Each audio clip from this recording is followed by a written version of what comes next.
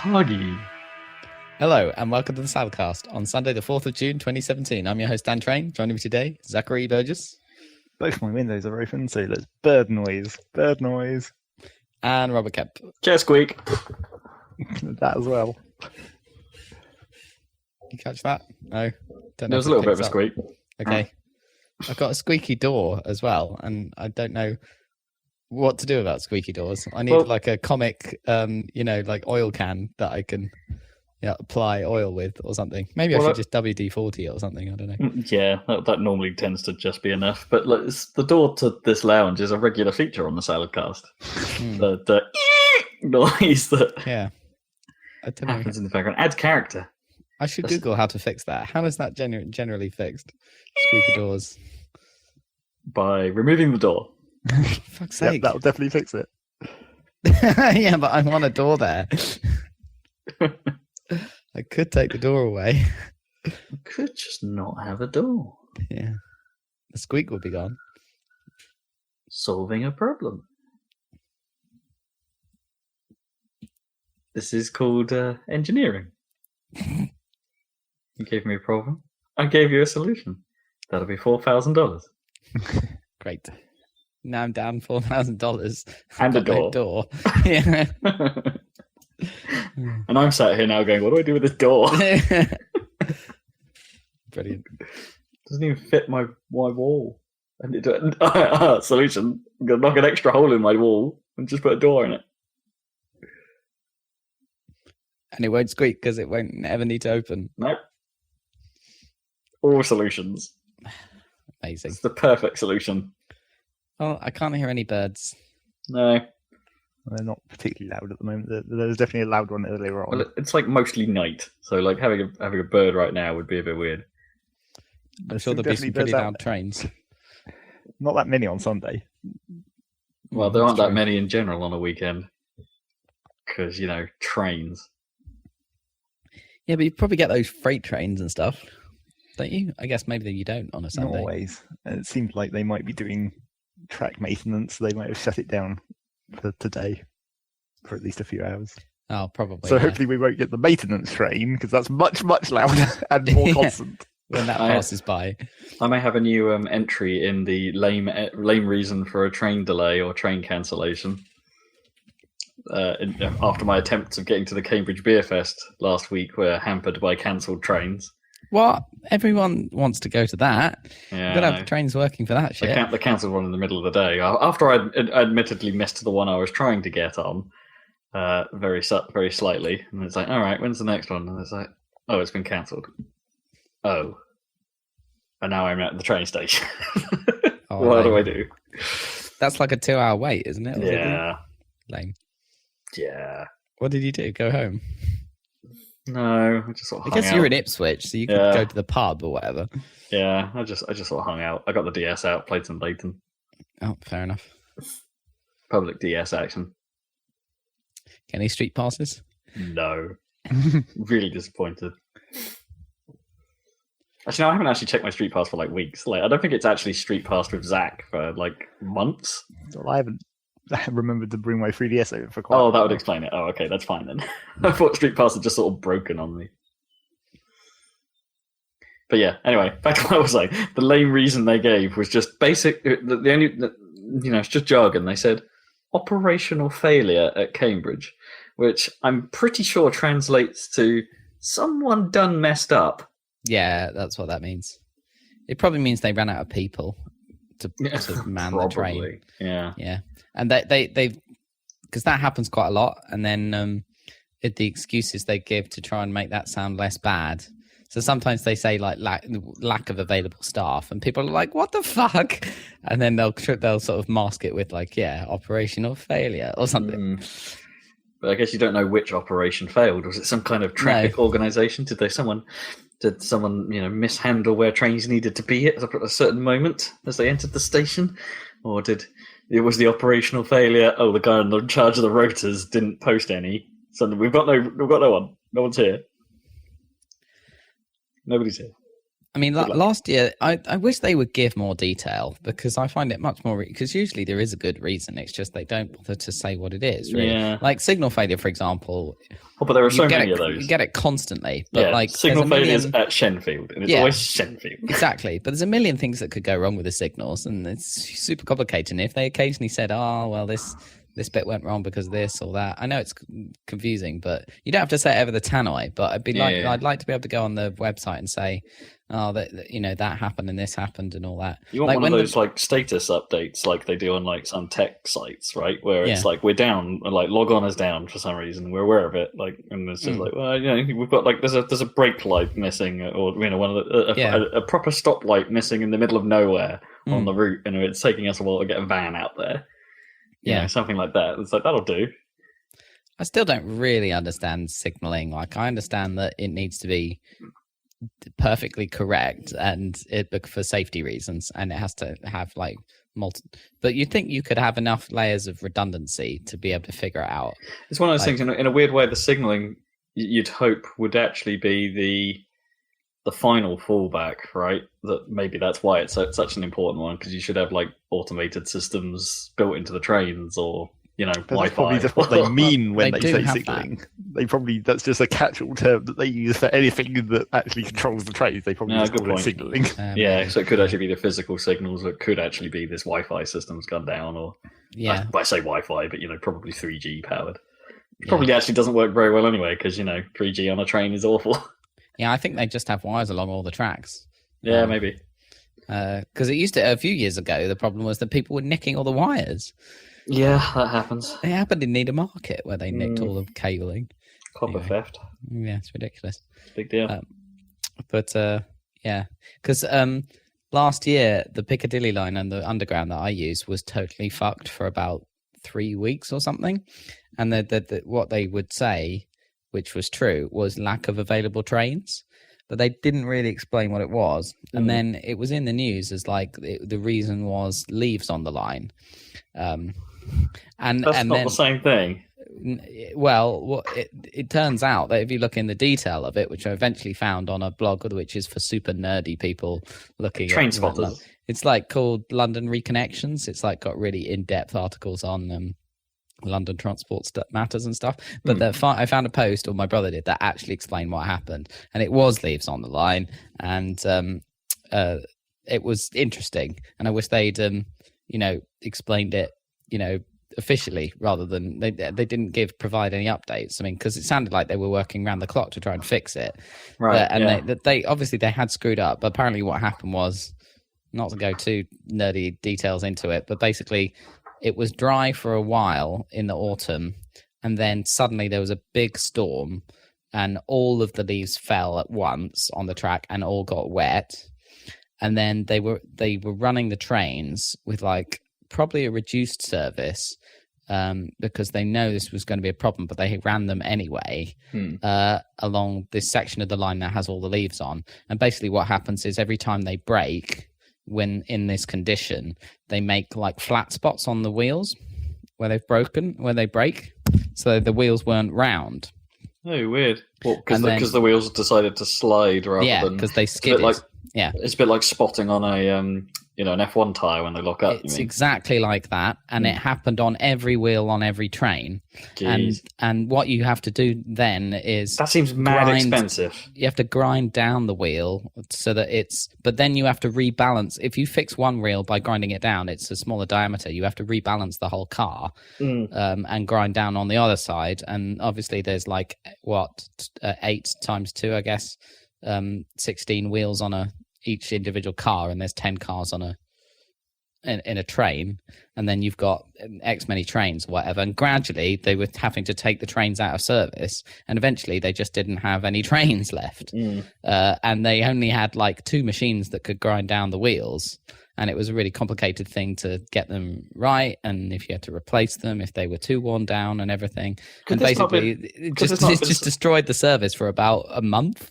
I was about to say, we were talking about redundancies, but could they have not, like, is this one of those cases where they should have like a warehouse with just like backup sets of wheels, and it's like, all right, we'll replace set 1 for set 2, and in the meantime we'll fix set 1 up. Yeah, you'd and then think we so, put it but back I mean, on service. And then that's quite a significant part of the train, though. Sure. You'd end up with I like guess 2 it's lots of pricey. the train. Yeah. And And these it's not trains, like F1 where you can just like zing them off in a second. Yeah, Yeah, no, they'd have to exactly. have a proper yard to do it, I guess. Yeah, But then they'd have to have a proper yard to get the train so they could grind the wheels down anyway. well, exactly. There was only one place on the line where they could do the maintenance work, I think, for some reason. So they were trying to get the machines from the other lines over so they could sort it out. And the tube trains are really weird. They're not, because they're a weird, tiny, small form factor to fit in the tunnels. They're like different to your average mainline train, so you can't use all the same equipment because everything is bespoke and custom and everything. And the trains themselves are built in 1973. I don't know how long the wheels are old. Probably not that long. There must be newer trains than that, though, about now. Yeah, there are. Absolutely. Do they just build newer shells on top of the same? No, it's just that the Piccadilly line ones are all from 1973. Huh. The Victoria line ones are all from 95 or something. Oh no, 2005. Those would be fairly recent. Yeah. Yeah, so they're new, but all the Piccadilly line trains are from 73, and they've been refurbished. So they're I see. decent, So it's but- just the chairs and all that electrics have stuff been was redone. redone. In like the 2000s, I think. But so that was kind of interesting. But I wish they'd tell you more about that because that's really interesting, I think, and does explain why they ran out of trains. And obviously they did fuck up because they could have. What they should have done, as my brother said, is just shut down the whole line that day. Or those few days, or at least only run the trains where they know there's not a problem.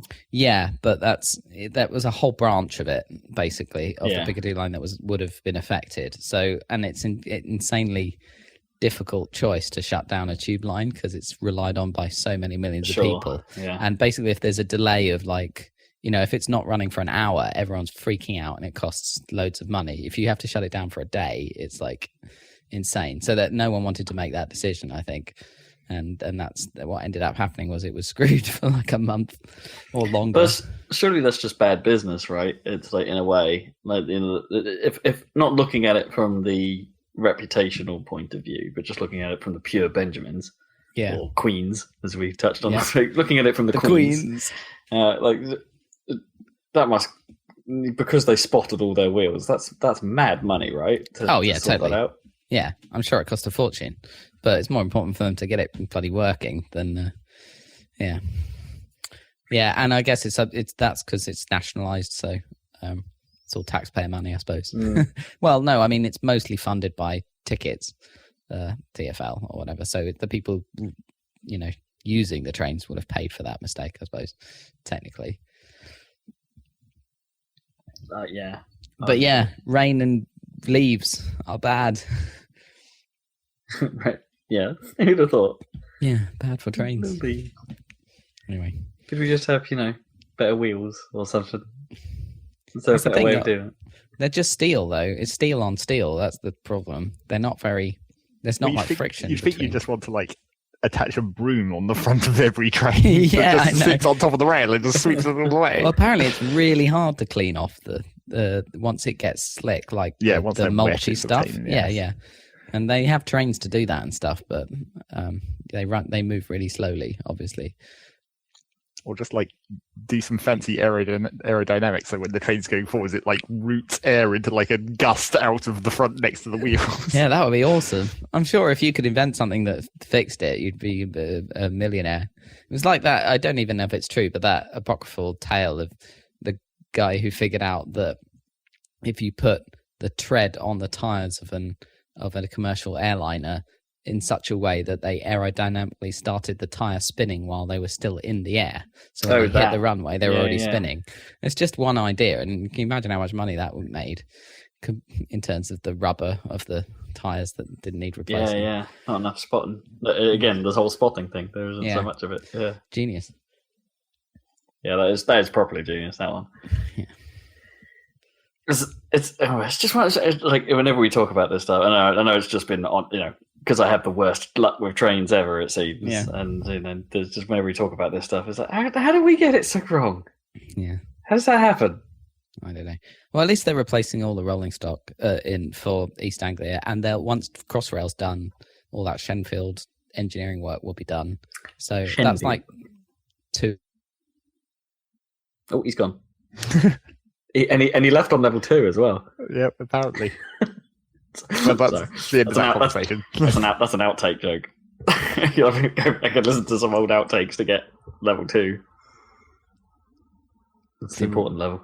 I mean, now we can move on to news, right? Oh, we gotta have some more randoms. Hey, he's back. Oh, am I back? Yeah. Okay. Okay, cool. All we have to do is shout news, apparently. News! It's basically Okay. what happened last time. What's the biggest news? What have we got? Well, Zach seems keen. Zach seems keen about news this week. Go for it, Zach. I don't know any news. He's the muse of so I news. don't actually know. News. Let me just think of what news I actually know. The Switch Online payment service got delayed into 2018, so you can play Splatoon for a bit longer without having to pay. But I thought that was the deal anyway, that it was always going to be. It was going to be at the end of this year, I think. They were going to try and get it up before the end of this year, but now it's definitely 2018. Oh, right. Okay. Clarified. Yeah, so talk us through the deets on this one. I'm not happy about it. Right. They've already announced most of the stuff, apart from, I guess, the price, which they now actually announced. That's the important bit. And that the entire service is behind the paywall, not just... Well, they don't really have... if you think about the difference between gold and silver, Nintendo doesn't really have anything they could put in a silver zone that would make sense. Well, the thought I had is that they might actually have kept online play, but without any surrounding friend networks or chat clients or anything like that. Just kept the ability for the console to play games online, kind of like how the Wii U does it, I suppose, and just keep that as their silver. It seems to me more free like... service, and then put the extras a decent friend network and chat clients and the free game thing. Put those behind the paywall. That to me sounded like where it was going, but no, it's all online play. Seems to me like they're just using the money. Basically, they're basically subsidizing the fact that they had to make a smartphone app. Basically. I guess, but then that's terrible, though. Have you seen the Splatoon 2 layout for this? It's Have you seen screenshots of this app then? Oh, I haven't actually seen much on the app itself. Okay, but I was talking more about the actual connectivity of it.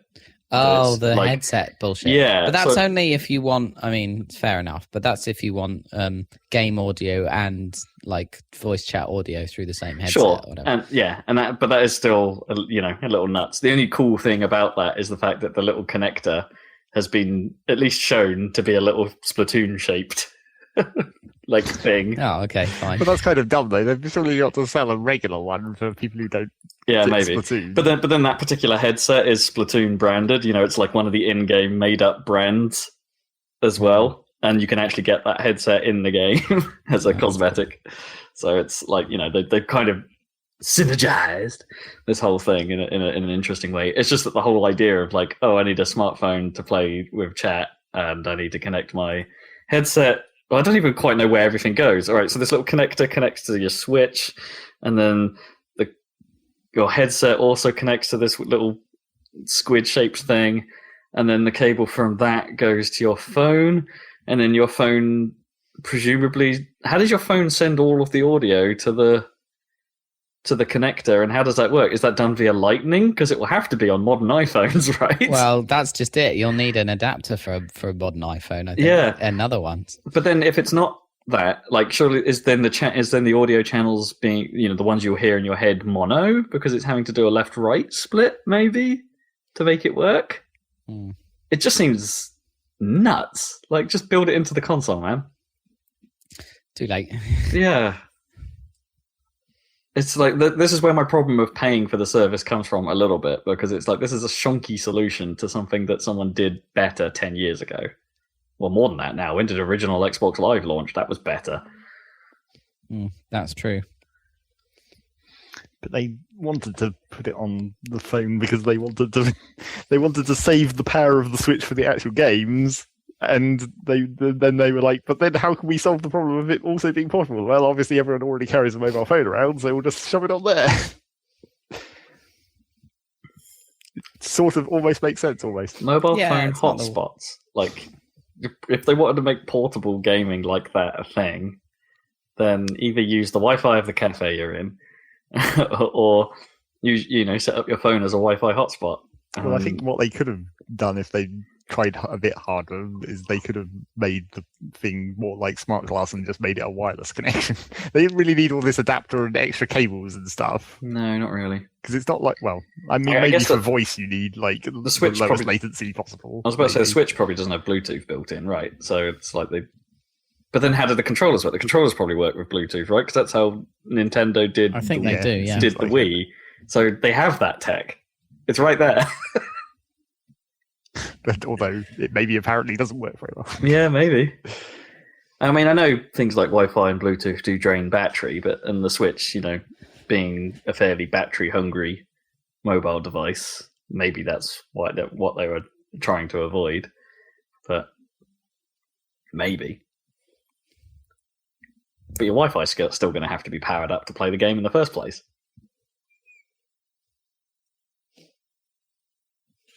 Yeah. Yeah, I don't know. This whole thing leaves me feeling a little salty. Yeah. It's just yet another monthly subscription thing or whatever to Yeah. add to your running total of your. I'm Xbox considering Lives dropping and I'm considering dropping my Xbox Live. I haven't used it for a while, Yeah. and the games with gold haven't actually been that great for a Yeah. while. Nintendo equivalent of that would be pretty amazing.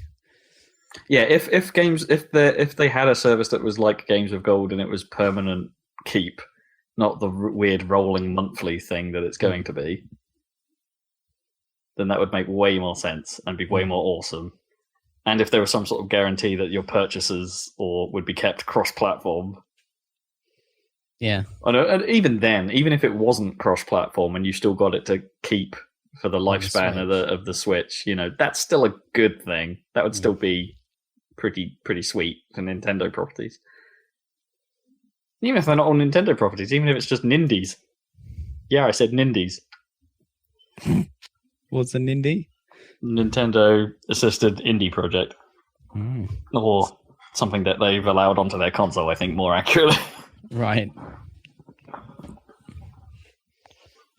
Nindies. I think fast racing counts as an indie. Counts as an indie, right. Yeah. Snipper clips.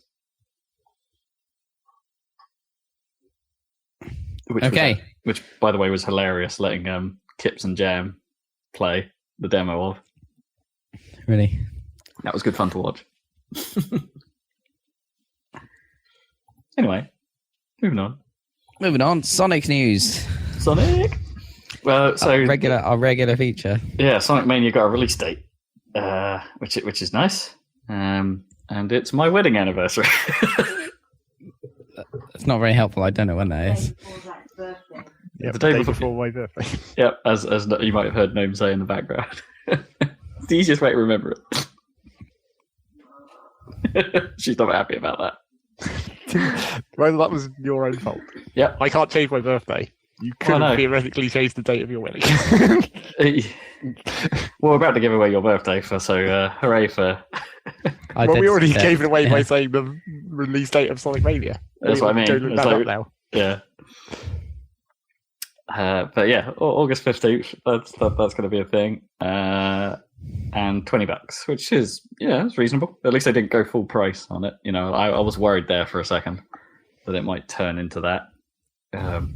So, remind me again. Does it include all of the old games, or No. Sonic 3 and Knuckles? Or is So it just... it is a new game, but it's sort of a remix of old stages with a blend of brand new stuff. Right. So its version of Green Hill, for instance, will be like a greatest hits.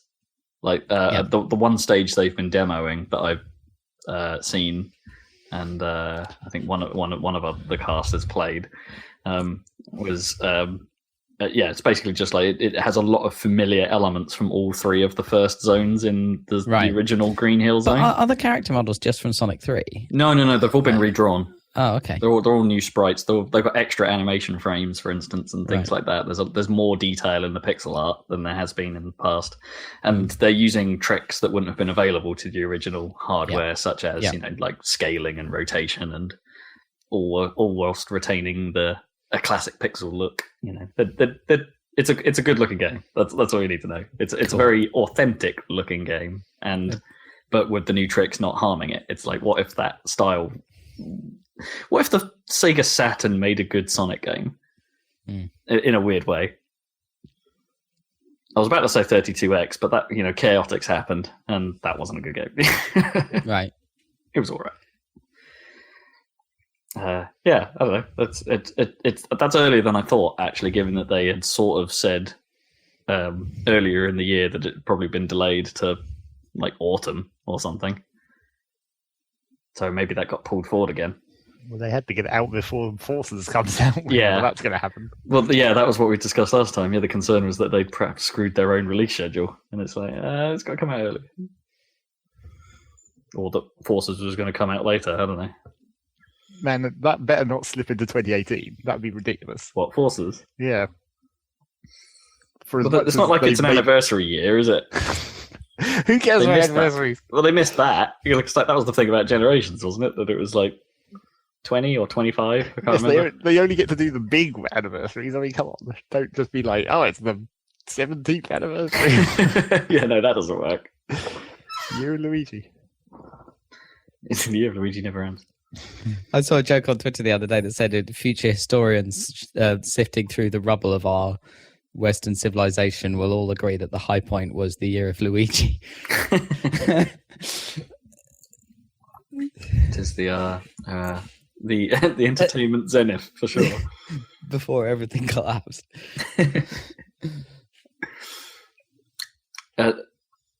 Would we? I think we're all in agreement when we say the Luigi Death Stare might be the most beautiful piece of art ever created.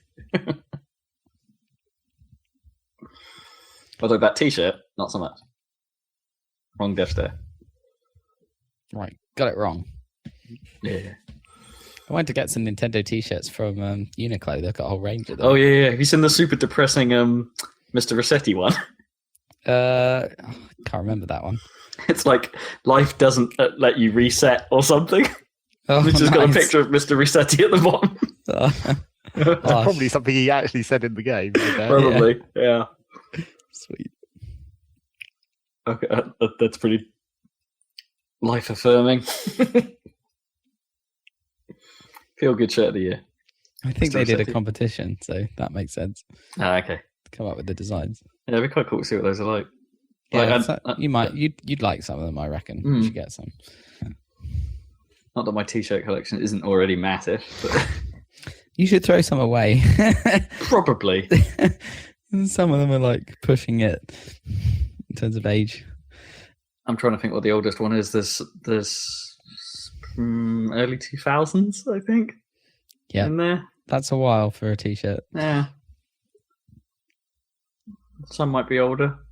Some of the bed shirts, anyway, the ones that were in XL. I don't Zach, wear have very you often. thrown away your like the ones that came from ThinkGeek in about '99 or whenever you got them? What, the mesh shirt? Yeah, the mesh shirt, etc. I think those all disappeared.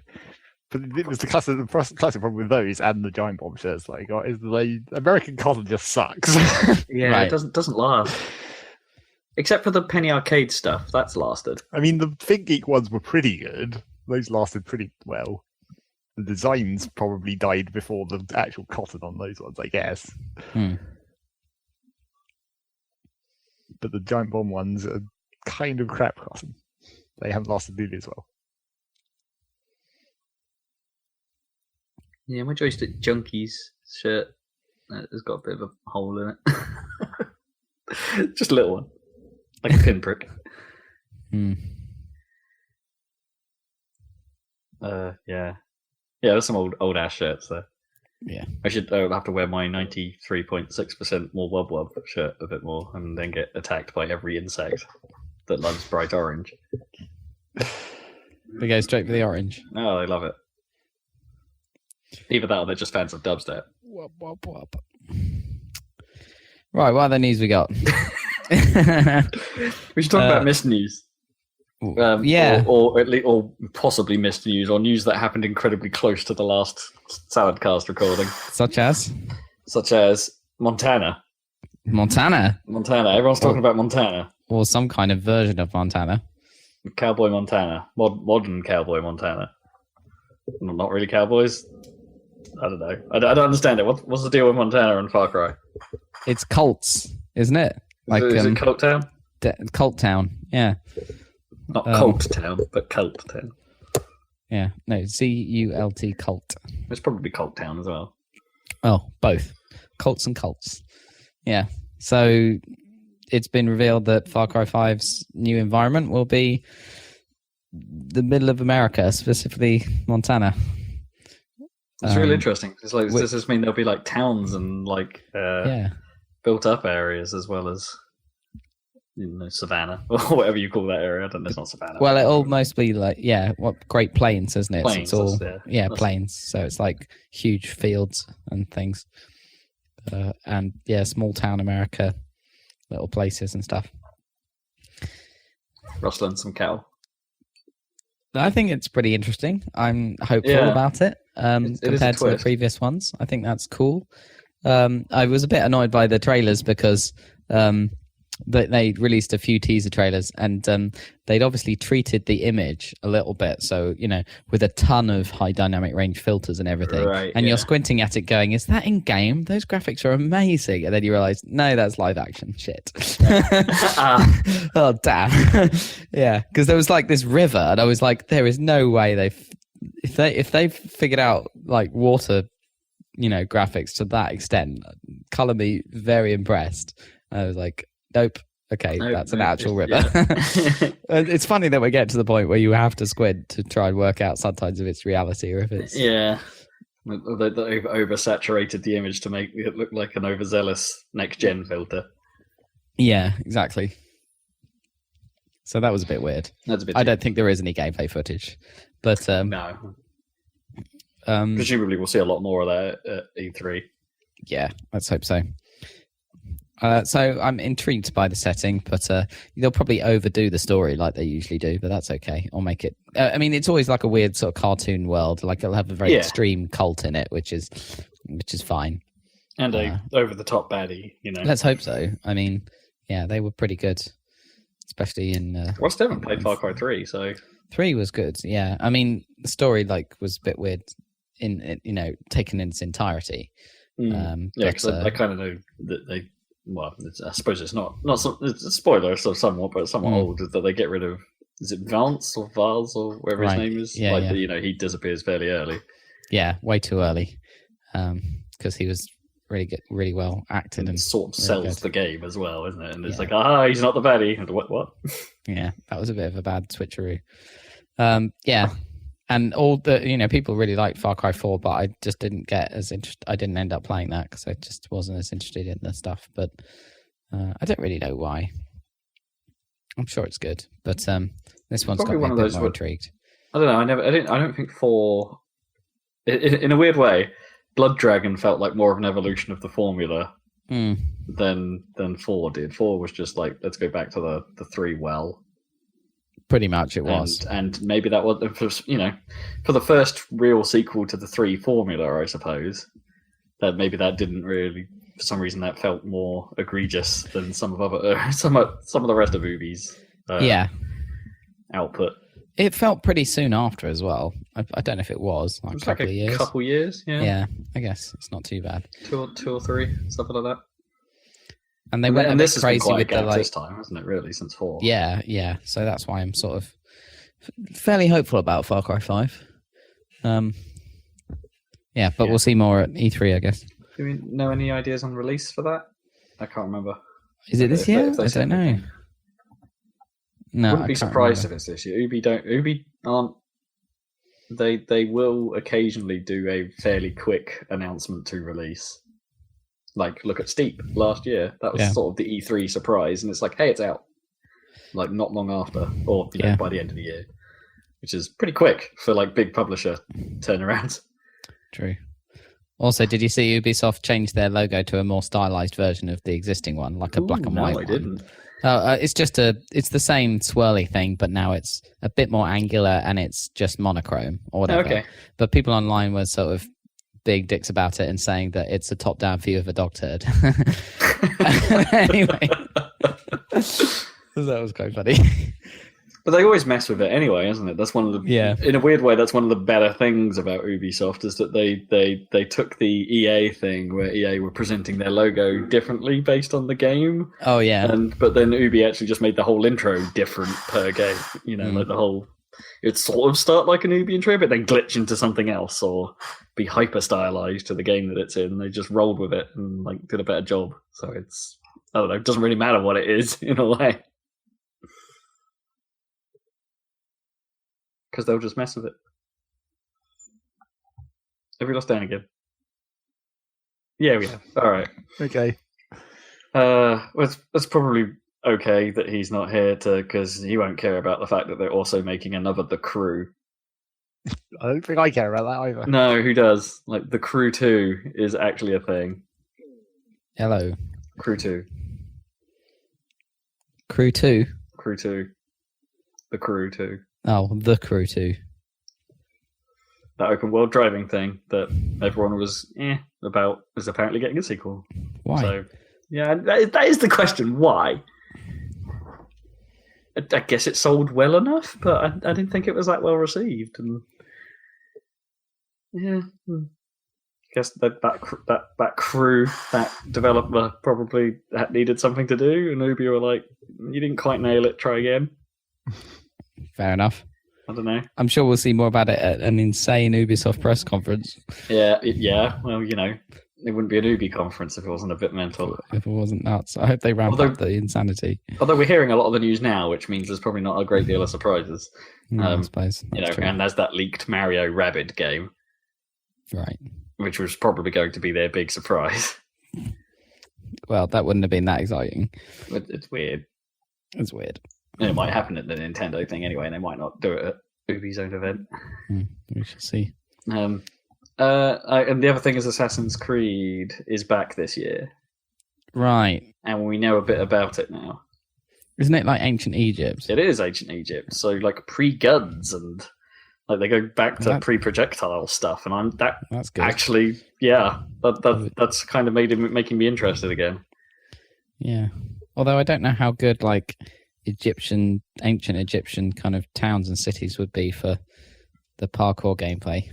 I've got no idea because it'd be quite low, aren't they? They'll be like more like little huts, like mud hut type things. Yeah, compared to your kind of Renaissance Italy type times, it's probably not ideal. They could be leaning too hard on the open world thing that, you know, in a weird way that Assassin's Creed 3 attempted. You know, and in fairness, a lot of the buildings weren't that interesting in 4 either. In fairness, there weren't a lot of massive buildings because it was, you know, early days Caribbean. Yeah. Well, that was a bit. That wasn't so good because it was more about the ships and things. Well, yeah, which is apparently making a return. So ship combat apparently is back, and it's like that's how's that going to work? Yeah, because they're not going to have like it's just like a bunch of guys shooting arrows from the deck. Oh, a bunch of like people rowing these giant galleys and trying to ram into each other. Something like, yeah. How is that going to work? Or is this going to be totally anachronistic and go mental with it and perhaps pull on the supernatural? Like use the apples of Eden or something? Ugh. Like just go mental with it. Fair enough. I'd be into that, I think, if they just went bonkers. I think in some cases the history actually holds it back. Like, you know, because history. But it's just, they hamstring it in sometimes rather than actually making it interesting or a useful part of the game. That's the thing in like Assassin's Creed 2, the history was interesting and like all these people did die and everything. A really good job in those early games. Yeah, but I don't know, like the stuff in Assassin's Creed 3 in particular, where it just sort of felt like it was kind of just happening around your storyline. Right. It's like, here's a mission with Washington. But, that's the problem. Because we have to have Washington in this time period. That history is like too familiar to the majority of American consumers or whatever. You can't like take... Because that was the thing about the Renaissance stuff is most people don't know who those... Everyone knows like the painters and the Da Vinci and all of that stuff, and maybe they know about Machiavelli or whatever, but they probably don't know all these random like maybe the Borgias if you're lucky, I guess. Yeah. Maybe they know those, but they probably don't know all these like players in the politics at the time that you get involved with, and that stuff is really interesting. in the Italian kind of city-states kind of period of history. Yeah. So you need to pick something suitably obscure, and I guess ancient Egypt could do that if you like a certain period with a certain pharaohs and what was going on and stuff. For sure, But I guess the history is vague enough that they can, in theory, write a decent, a fairly solid plot in that time period.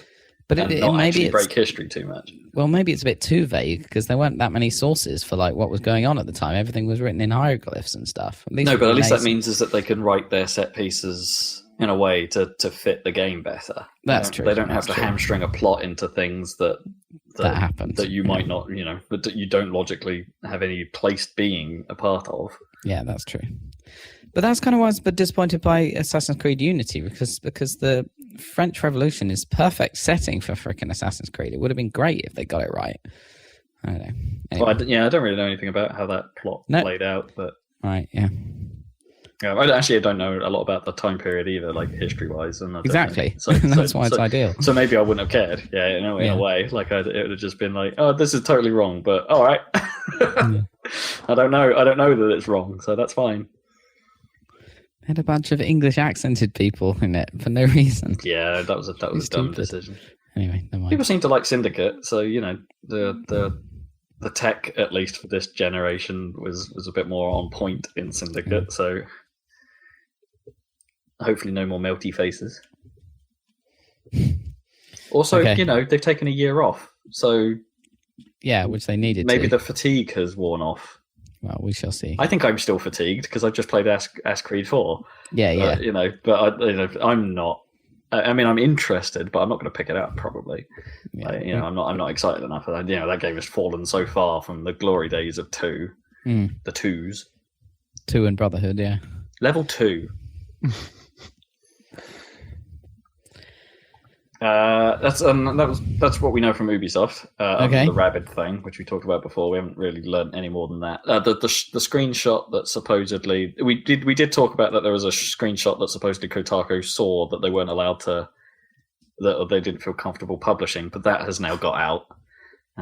So you can see Mario and the rabbits with guns, right? Laser guns, if you want to. That's a thing. And the only other sort of news is that EA are apparently putting Mass Effect on hold for a while. Fair. After the release of Andromeda not being anywhere near what they wanted it to be. Mm-hmm. So we probably won't see a Mass Effect game for... Well, admittedly, we wouldn't have seen a Mass Effect game for a long time anyway. Those things take freaking ages to make. But the whole franchise is in theory on hold, so I would assume there's no dev right now. Yeah. Yeah. Well, that'll be the question. It's like when will the next announcement be? And then you'll be like, oh, they put it on hold for exactly the same amount of time that you were usually taking for them to announce the next game. Well, maybe the worry is like they split their resources too thin. So like the management decision was, we need these guys working on this incredibly hyped new. The Amy Hennig game, or whatever it was, that BioWare are working on. Is that right? Was she? Yeah, no, she was there, wasn't she? Was it the Star Wars one she was working on? The mysterious Star Wars property that we don't know anything about. Oh God, yeah, I can't remember. Yeah, I think that's right. I forgot about that. But then don't forget, BioWare have also got a generic new IP in the works that we don't know anything about. So maybe they wanted to shift the Andromeda team onto that to reduce the risk of whatever this is. So, well, anyway, I wonder really if if they do come back with Mass Effect, when they do come back, because I'm sure they will, whether they'll soft reboot it again. Because I'd prefer that, rather than have the baggage of Andromeda. Yeah, I mean, I don't know anything about Andromeda's story or where it ended. I'm sure it was designed to set up a trilogy, which isn't going to happen now. Yeah. So I hope that they drop that.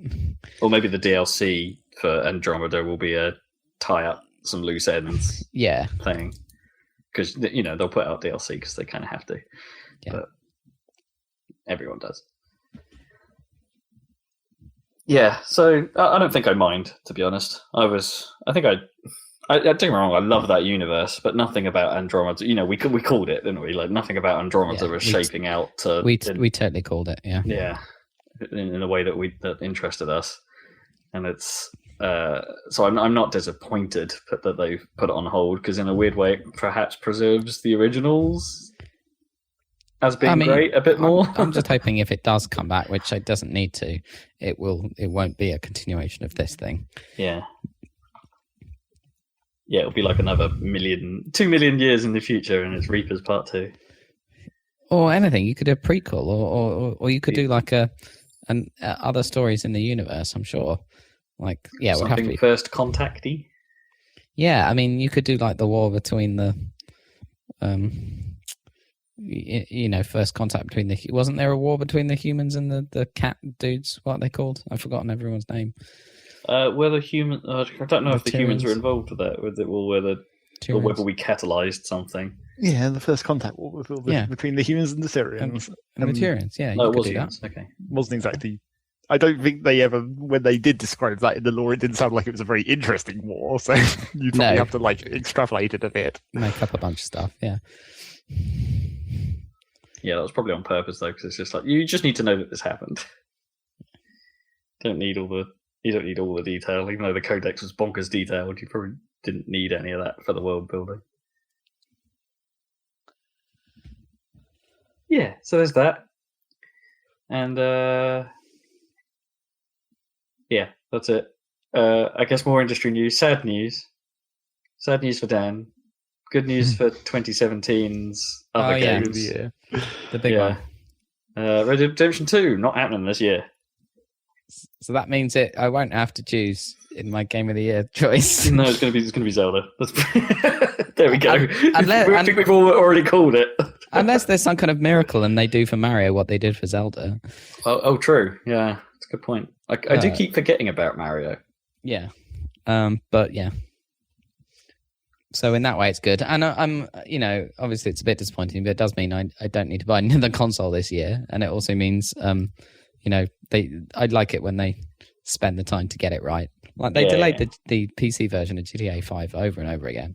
Yeah, and it was freaking amazing when it came out. So, well, yeah, because it wasn't just a PC version in the end, was it? The whole remaster thing was. That's true, but the PC version came out a few months after the PS4 and Xbox One version. Oh yeah, sure, but in the end, that was why that was all super delayed. It's not that they just put out the PC version of what they'd put out on 360 or whatever. Absolutely. It's like they held back. It was so good. So yeah, let's hope so. Although still no news of PC version of Red Dead 2. No, never mind. Totally unconfirmed. Yeah. Boo. Yeah, it's okay. It will be amazing. It will be the game of the next year, so that's fine. Well, you could buy your PlayStation and get around to some Horizon. Yeah. Anyway, I only want it to play Wipeout, but never mind. That's out soon as well. Yeah. Well, yeah. No, I'll pay attention at E3 to whether what's the console to buy for Red Dead 2 still, whether it's Scorpio or. Actually, that might already be out. The Wipeout and Mega Collection. I think it's this month or next month. Yeah, I've seen they've been advertising it like a lot of the pre-order bonus was to get a reversible sleeve box that makes it look like a PS1 game. It's awesome. That's pretty cool. It makes me miss the way that I think it was really cool how all games had the same spine with the same style of font and everything. I guess we still sort of get that, don't you? Like the PS4, all PS4 and Xbox stuff has the strip at the top. It's just at the top but you don't get the full everything the same style, everything the same grey or whatever. No, I mean there is a base style that everyone can adhere to. Yeah, it's just they sort of choose not to. Yeah, because I guess shelf space. They want to stand out, I suppose. Mm. I just don't think it's as cool as when everything was in that kind of bold impact font or whatever it was. No, I'm just sort of looking at my Xbone stuff across the room, and there is no consistency there. No. Everyone has their own font, and it's like the only consistent element is a vaguely grey backing. Mm. So like the green and grey. But that's about it. Everything else is custom. And the final bit of news I have, just because it's mental, is that it's incredibly likely now that there's a new Seaman game in the works. What? Yeah. As in? Seaman. Not in- Aquaman, but So as in the fish with a human face. Yeah, Is from that what gonna have to console come was out that? on the Switch, I guess. On the Dreamcast, was it? Well, yeah, that's the rumor is that it's heavily implied because it's been sort of known about for a while that the creator Ute Saito, I think he is, has been kind of working with Nintendo on something, and that maybe their last plan didn't quite come to fruition. But there's a photo doing the rounds or something of them wearing like a Seaman T-shirt or something, like a team of people wearing Seaman shirts, and it's like what's going on? Or maybe he's just like He could be just trolling. You can't give it up. Yeah. Like, I had this great idea and then no one accepted it at the time, so I'm going to make you wear all these t-shirts to remind you how awesome I am. No, really. Yeah. Seaman's not just for Christmas. It's for life. Oh god. It's for Ute Saito's life. I Well, saw it was- him Weird game. It was his face, wasn't it, as well? It was his own face. quite possibly. I saw a mysterious bit of pre-E3, not exactly news. I haven't been playing Planet Coaster, but it's been continuing to be updated, which is good because, they kind of said they were going to, and they did, which is nice when that happens. Like free updates? Yeah, continuing to add a couple of rides or so every month or two. Cool. So that's kind of been nice. I haven't actually been playing it since Christmas. Is there a competitor to Chief Beef yet? There's never going to be a competitor to Chief Beef. He's clearly the king of all of the brands. I want Dirk Burger or something.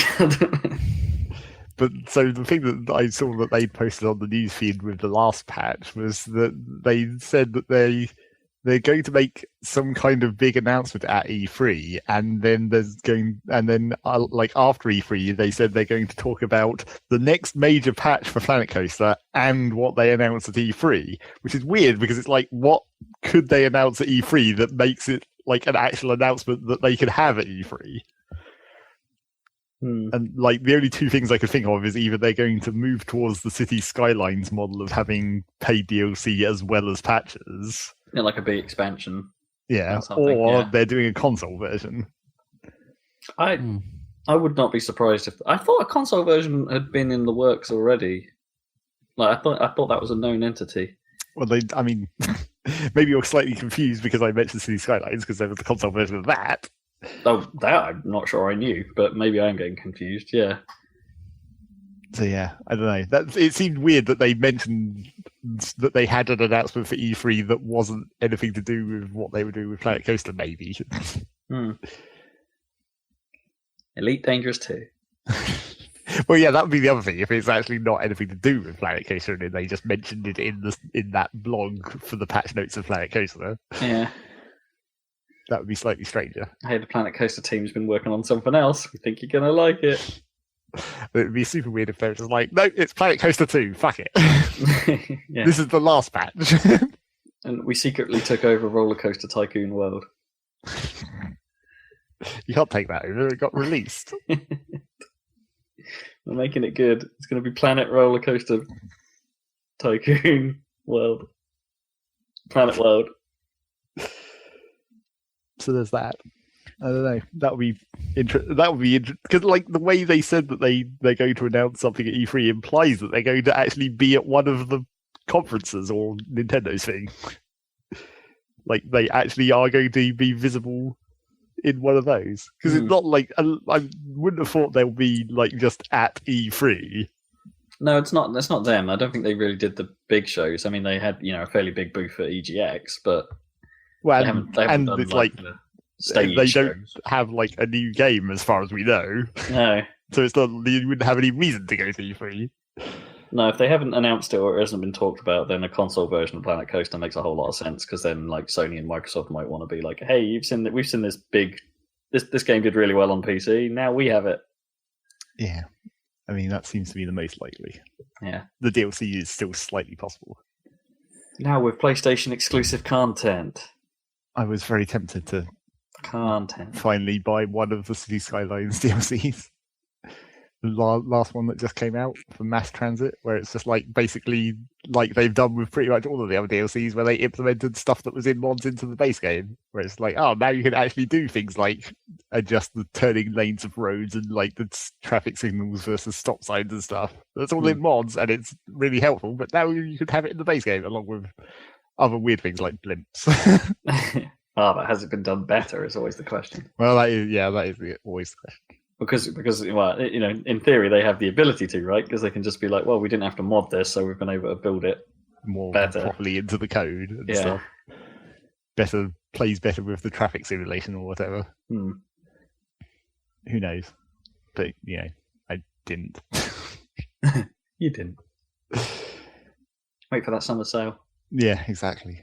I mean, that's the trouble with the City Skylines DLC model, is that they keep putting out new DLCs, and like all the older ones keep gradually reducing in price. So it's just like, how long until the oldest one bottoms out, and then you can be like, okay, that one's never going to go down any further. So it's safe to buy that one now, I guess. Yes. So yeah, E3 is rapidly approaching. Yeah. Is it? It might be 2 weeks away now. Like 2 weeks. Yeah. Get hype. Oh What? god, the other, I guess not really that relevant, but the other news about E3 is how fucking they're starting a whole day earlier now. God damn you, EA. Oh yeah, boy. Well, at least we get to get the EA one out of the way. Let's get the most boring one. But now I have to now I have to pay attention for a whole extra day. Rather than just like a really long time on fewer days. Oh, it's good for me because I can't watch that much video. I do have to spread it out a bit. So if they've spread it out a bit, that helps me out at least. But it must, But it's are they not so gonna? relevant to us, but it that clearly must suck for everyone who has to actually go to E3. Where now that they're starting on a Saturday, you're having to leave in the week.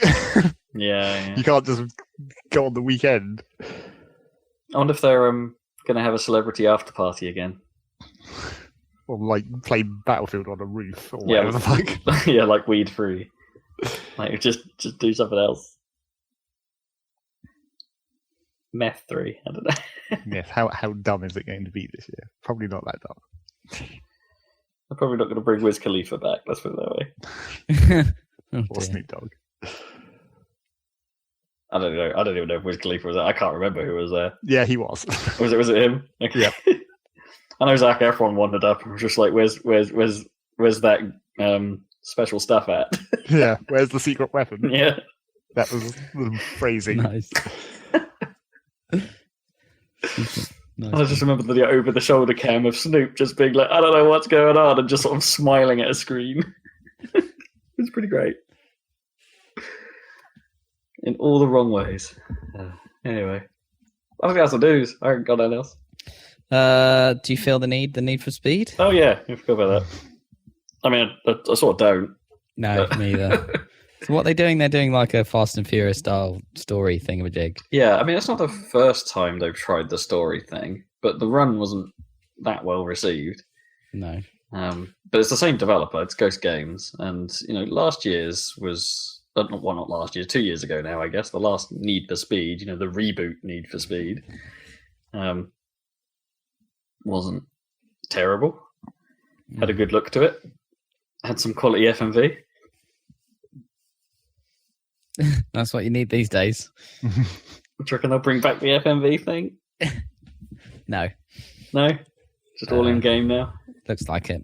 The graphic looked pretty good on the Oh yeah, trailer there. that was the thing. The night racing in the last one, look, the whole game was at night. There was no such thing as day in Right. the last one, but they did nail that look. Oh yeah, I remember that. Yeah. Well, we'll see. Yeah, that's another thing. DC Kerbal Space Program was acquired by Take-Two. Do you care about that, Zeg? Well, they it's weird because the game is Take-Two, and then half of the developers went to Valve. Yeah. What? So it's slightly strange.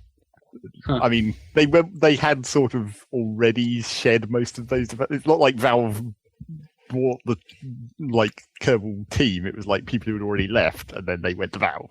Yeah, because they were basically done with Kerbal, and there was all kinds of weird, all kinds of possible drama about that whole situation. Where it's now we have this weird B team that are left still working on Kerbal or whatever, except not really. But yet they didn't have a project for the new team?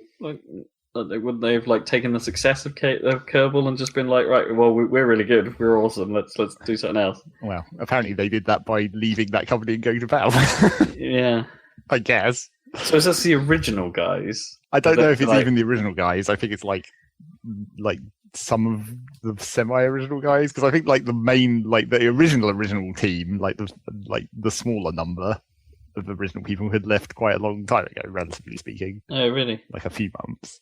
Well, they got their success and thought this is the peak, I'm out. I don't know what the actual situation was really. It seemed strange, and they tried to make blog posts about it, but they didn't really actually tell you enough to make any sense. So, so like people leaving, people coming in, new people coming and going. But yeah, don't know what's actually going to happen with that. Really, I guess probably nothing. Kerbal's probably run its course by now, though, right? Well, there was recently just a new patch for localization. It wasn't actually a patch that included really very much actual game, but they were still working on it apparently. Coolio, I think that's the news. I remembered one other thing. No, that's it's not exactly news. How many times have you said that's the news now?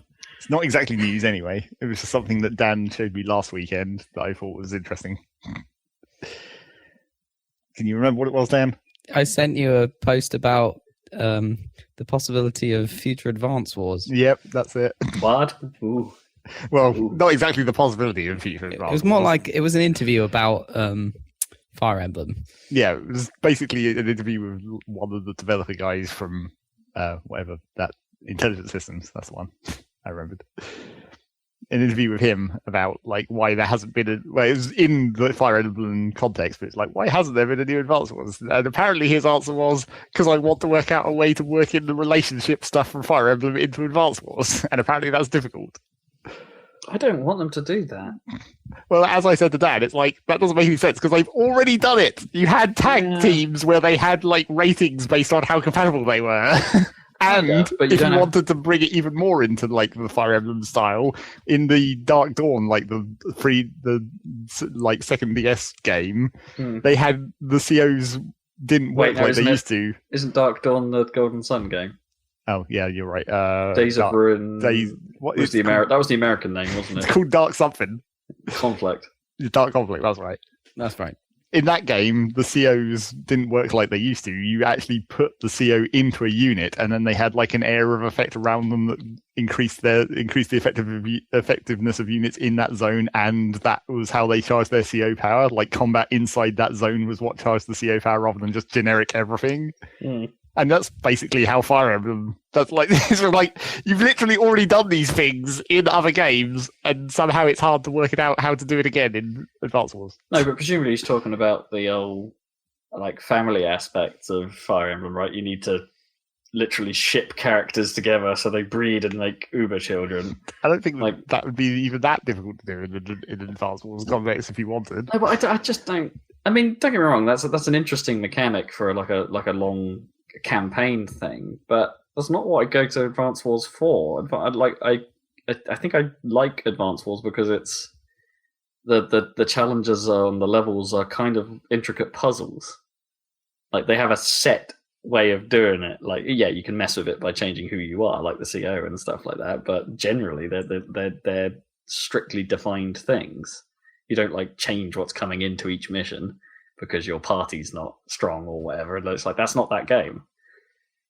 So I don't get that. I don't know why you'd want that. Not in that game, anyway, because Fire Emblem is already that. That's disappointing. It's quite a dumb thing to say. Yeah. For two different reasons. For one reason of not that you don't want to do it, and for the other that you've already done it. Yeah. It's in a weird way, it's been long enough that they probably don't actually have to do that much. Just put another one. Like, I know that's a terrible thing to say in a way. Just put another one out with better that looks better, and you'd probably be fine. Yeah, it's an awful thing to say in a way, but like everyone wants innovation in games and stuff like that. But it's that wouldn't actually be terrible.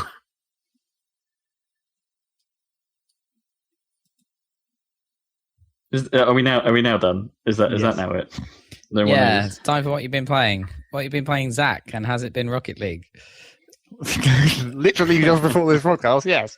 How has it been? How has because you're in the Giant Bomb Rocket League tournament. Yep. Community tournament. We won both of our first 2 games, so that's good. Hey. Go team, whatever you're called, Giant Bomb Europe or something. No, it's really bad. It's really dumb. Also, it doesn't actually fit in the team name in Rocket League. Like, you can't fit the whole thing in the box that you use to type the team names in, which is very helpful. Go on then, what is it? It's Nintendo Download Express. What the fuck? Okay. Go Nintendo Download Express. Yeah, we beat Boost Club. That's the very a much better generically name. named Boost Club. Boost Club. Is it like Fight Club? Can we not talk about Boost Club? Yeah, I guess that is what they were going for, presumably. Well, we don't have to talk about them, because they lost. Well, they could still come through losers in the losers bracket. We might see them again. Who knows? When's your next match? Well, next week, presumably. It seems like we're running on a weekly schedule. Weekly. So that went relatively well. Speaking of Rocket League, I might as well interject here. Just like, here we go, random internal stories. Yeah. I bought a new router. Yeah. And my Rocket League stutter in the one test we've done so far is gone. So maybe fixed. Maybe fixed, yeah. What router did you get? Because I probably need to get one. So I had an old BT Home Hub 3, which is quite ancient by this point. But it was one of the early routers that were good enough to run fiber. And I sort of had one, so I continued to use it. And it was better than the Thompson rubbish that PlusNet would normally send out. So now I have a Nighthawk X4S or some combination of letters. Nighthawk. And it looks like a stealth bomber, and it's massive. To match your massive PC. It's massive. Like, it's really wide. And then it's got like 4 sticky up wings. Well, for Wi-Fi antenna. For max Wi-Fi. Right. Can you get Wi-Fi across the street now? Probably. I haven't tested it fully around the house yet. Like, tomorrow will be the proper test when I'm doing work. Because that was the other thing that really sort of made me buy this thing, because it's just like it was constantly disconnecting when I was in my office, and it was just becoming a real hassle. And the power line network that I tried running as well is often fairly slow, and that wasn't even working well. So it's like, all right, this might be the moment. Let's go big. Go big and go home. Yeah, go big in my home. Yeah. Yeah, it's got a dedicated switch on the back if you don't like the LEDs blinking. Nice. You can technically do that on the Home Hub 6. You can just there's an option inside the UI where you can it's in the UI. Just turn the LEDs on. It's just a nice dedicated switch on this thing, so you can be like, in the Home Hub one, you can tell it. You can set a time, so you can be like, don't have them on at night. On the new hubs anyway. I don't think that was a thing on my one, but I guess because the new hubs have that weird sort of glow light. Yeah, it's like the super shiny curves sticking out of it or whatever. Yeah. Don't get me wrong. I kind of like having the light so I can see what's going on. Well, yeah. And they have like different colors on them. So the ones that go white are fast, and the one that goes orange are slightly less fast. So you can tell what kind of Ethernet they're using, for instance. Like, my PC, that's on gigabit, so it goes white. And it's like, but my router attached to my TV kit, that's only 100 meg, so that goes orange. Oh. Still plenty fast enough. But yeah, since putting this thing in, I've had very little problems with stuff so far. So in the day that it's existed so far. Well, I tell you what, the one thing I did have a problem with was the switch. Like, of all things, the switch was the one thing that didn't automatically switch over to the new network. So when I was trying it earlier, and it was like, there's no internet, and it's like, okay, why? And it was like, here's your networks. It's like, I can see both your 5 gig band and your 2.4 gig band. It's like, I connect to them. It's like, all right, yeah, let's do that. And type the password, and it goes, nah. It just immediately just goes, nah, not gonna happen. So, all right, let's go into the details page. And the details page basically said, nah, it didn't happen. It's like, great, that's not very helpful.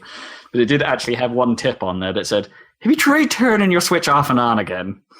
And so I did, and it totally worked. Classic.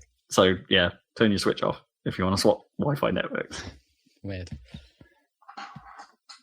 And then it's been fine. Except not fine, but I'll talk about that later in my turn. What else have you been doing? Well, I've played a ton of Rocket League apart from that, as I do. And, for practice also. Do you play with the team to practice? Or just only for like 2 hours before our actual match? That's how it usually goes. Like, we get together about 2 hours before the actual match and then play and then just transition smoothly into the match. Is that like your peak performance period? Is like just 2 hours in? I guess. And then I think I wasted my good best stuff really early today, so Oh, when you were playing with me? Oh, yeah, basically. Man, those games were so dumb today. There was some fairly good stuff apart from the dumb stuff. There was a lot of dumb stuff. Yeah, sure was. I randomly went back and played a few more rounds of Gungeon. Ooh. Enter the Gungeon, specifically. What drew you back? Because I remembered that I wasn't really done with it, I guess. I was like, oh, there's still stuff I can unlock and new things that I can theoretically see, so I may as well go and play some more runs. Is there more stuff after supply drop, or no? It's just like it's the same as like Isaac or whatever. There's so many goddamn items. It takes many runs before you'll actually see them all. So I still, saw a few new guns and stuff. I managed to beat the stupid glitch boss. I mean, glitch chest thing, where there's just like a random chest that spawns all glitchy, and then when you open it, it transports you into a level where you fight 2 bosses simultaneously. Oh, great! Which is difficult. Although you fight 2 bosses simultaneously, but because it's transported you to this special floor of the dungeon, essentially you skip a floor essentially, so you don't have to do an actual floor, you just have this instead. So I guess maybe if you could handle the double boss situation, it sort of saves some time, maybe. I don't know. But yeah, I finally beat the double boss, mainly just by having a lot of health and just getting hit all the time and having some fairly decent guns, so it has a damage output. And it turns out that what you get from beating a double boss is 8 guns. The whole room is just full of guns and health and armor that just drops all over the whole room. And I was like, well, that's worthwhile, I guess. But then it's like, now I've got so many guns, I don't know what to do with them. And I did get a gun which is just maybe the most powerful secondary effect of a gun, where it's the AK-47, where it fires like an AK-47, it looks like a key, and if you just shoot a chest, it unlocks it. Oh, that's incredibly helpful. Yeah, it's infinite keys essentially. A key. So that was quite nice, and I missed out on an opportunity to get duct tape again. God damn it, duct tape. I want double guns. Yep, want 2 guns taped together. The best. And I did have a run where I ended up getting hella spice. What does spice do again? I can't remember.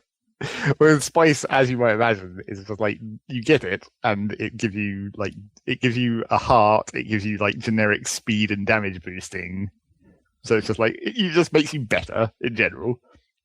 But then what happens is, after you've had 1 spice, because of the addiction, basically you just get spice constantly.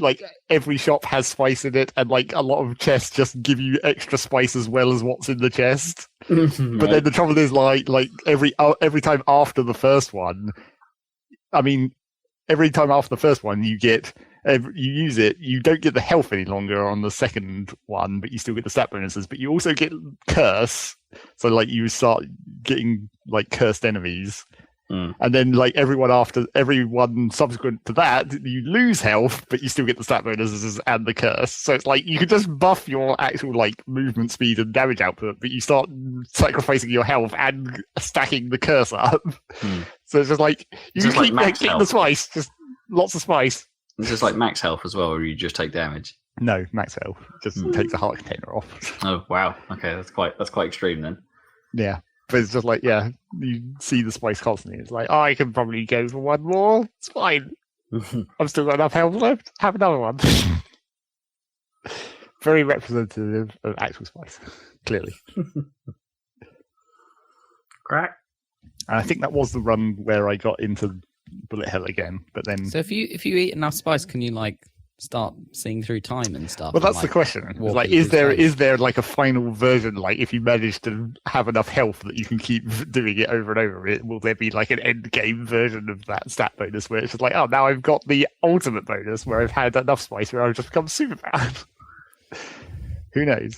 I haven't had it. I think I probably had 4 on that run. So that's quite a lot, I guess.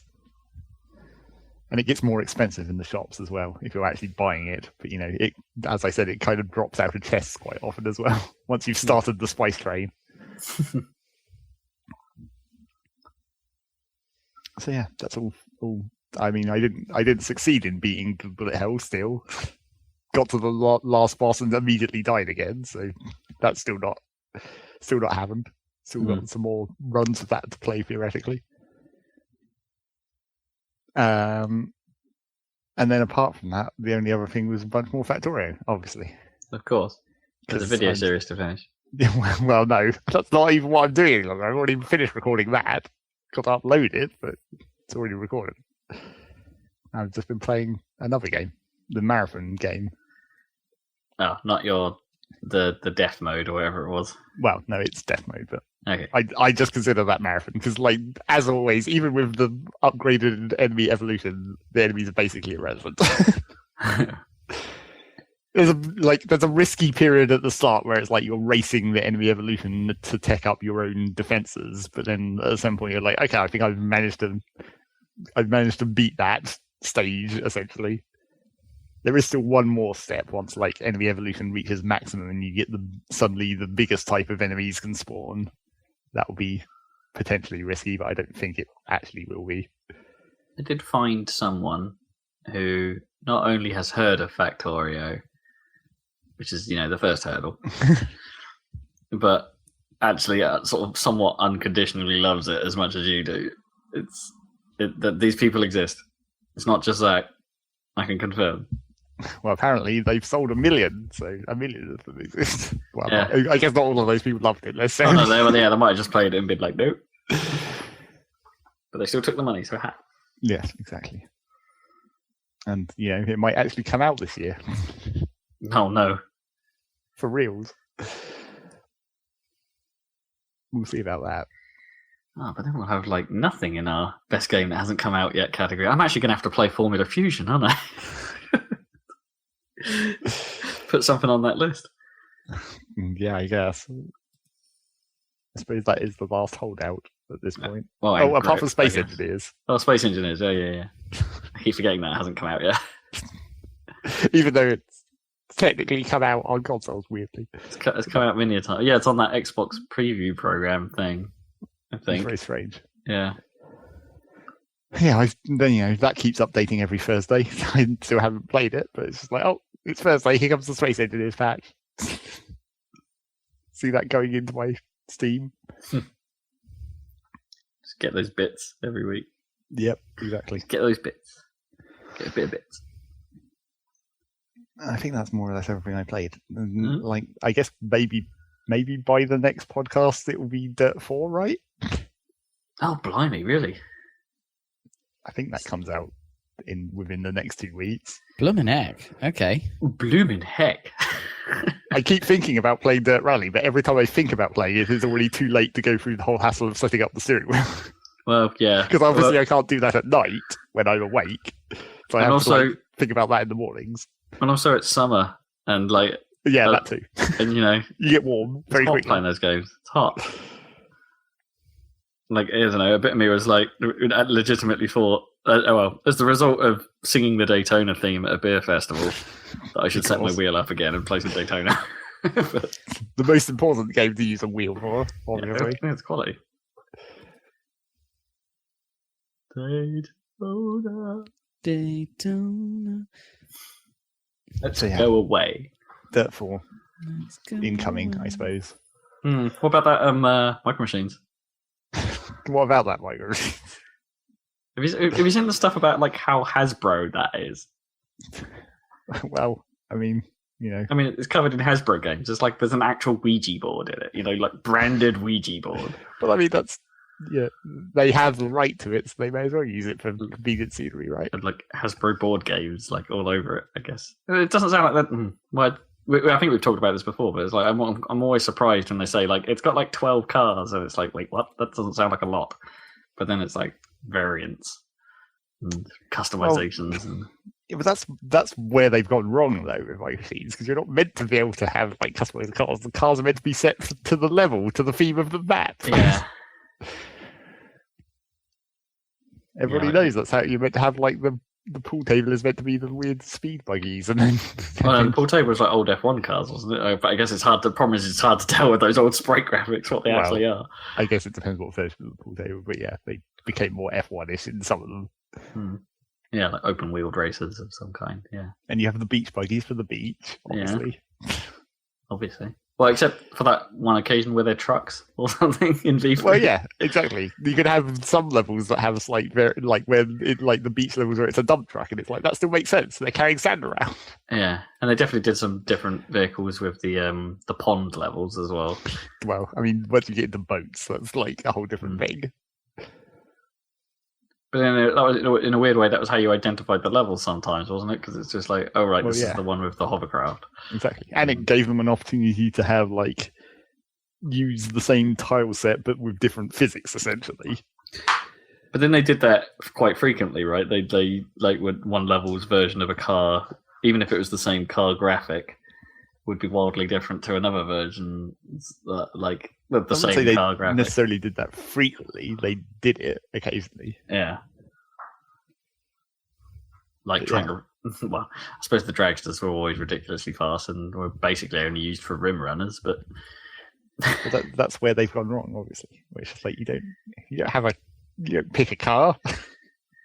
You pick a color of car. Sometimes not even that.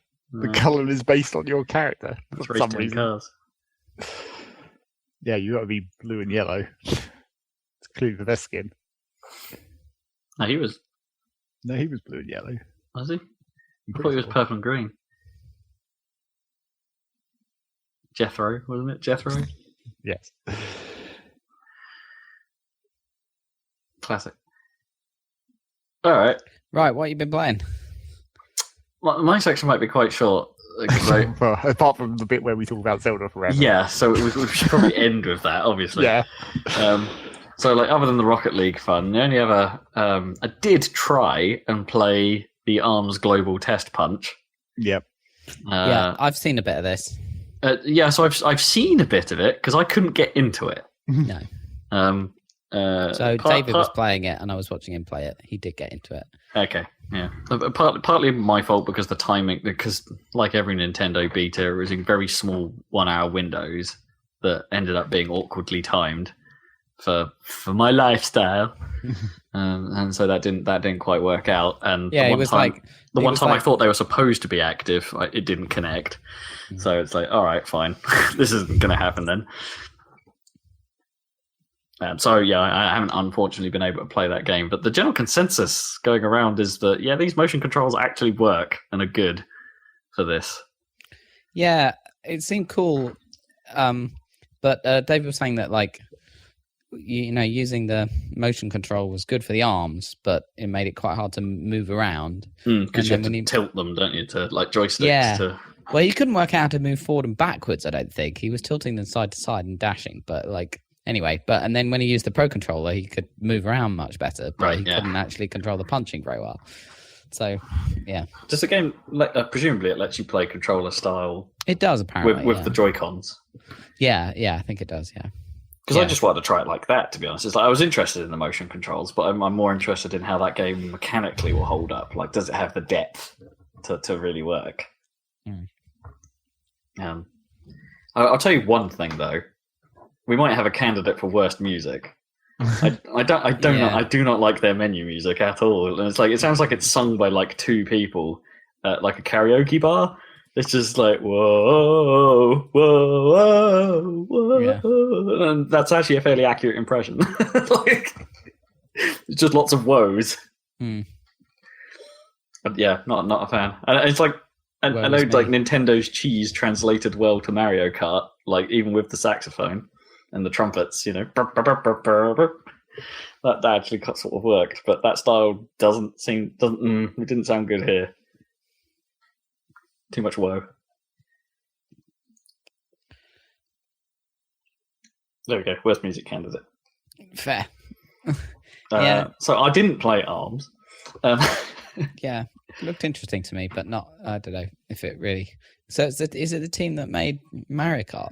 Well, Nintendo's development studios are all over the place at the moment. So I think it's That's a true. bit of them, and I think it's a bit of Monolith, who seem to be working on everything that Nintendo do because they're behind Splatoon.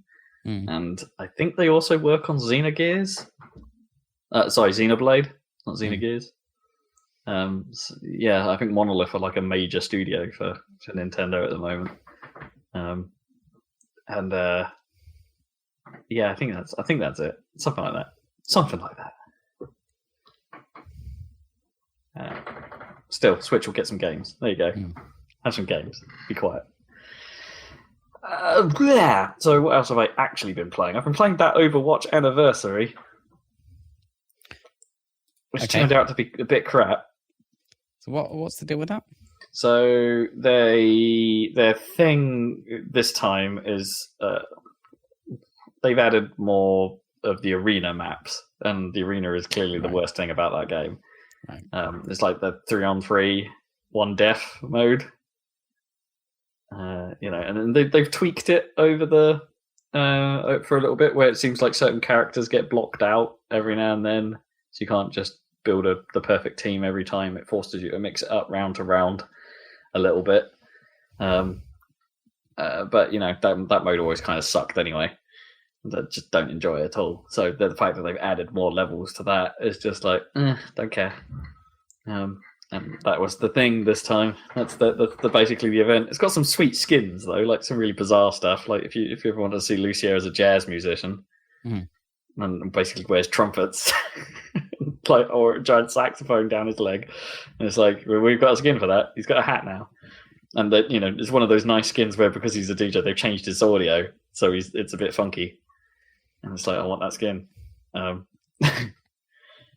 Or if you wanted Genji to look a bit like a Japanese what do they call it? Like the big one, like a bit like Power Rangers, a bit like a Zord. He's got a costume that looks a bit like that, and there's some good skins this time. Good event for that, but not a good event for actual content, unfortunately. But they have at least announced that there's an actual new map coming finally. And it's on the moon. The moon. On the moon. Where Does it have Winston moon grew up. gravity? That's the only Nobody really question about a knows. moon map. Yeah, but I assume not. But it will be like it's supposed to be where Winston was created, I suppose. What was the bullshit excuse they came up with for Destiny? I don't remember. But the gravity was on the moon. Yeah. Wizards. Because I was thinking about like Destiny 2. They have an opportunity to fix that. That's true. If they Would they I don't go know to the what moon the again? reason was though, so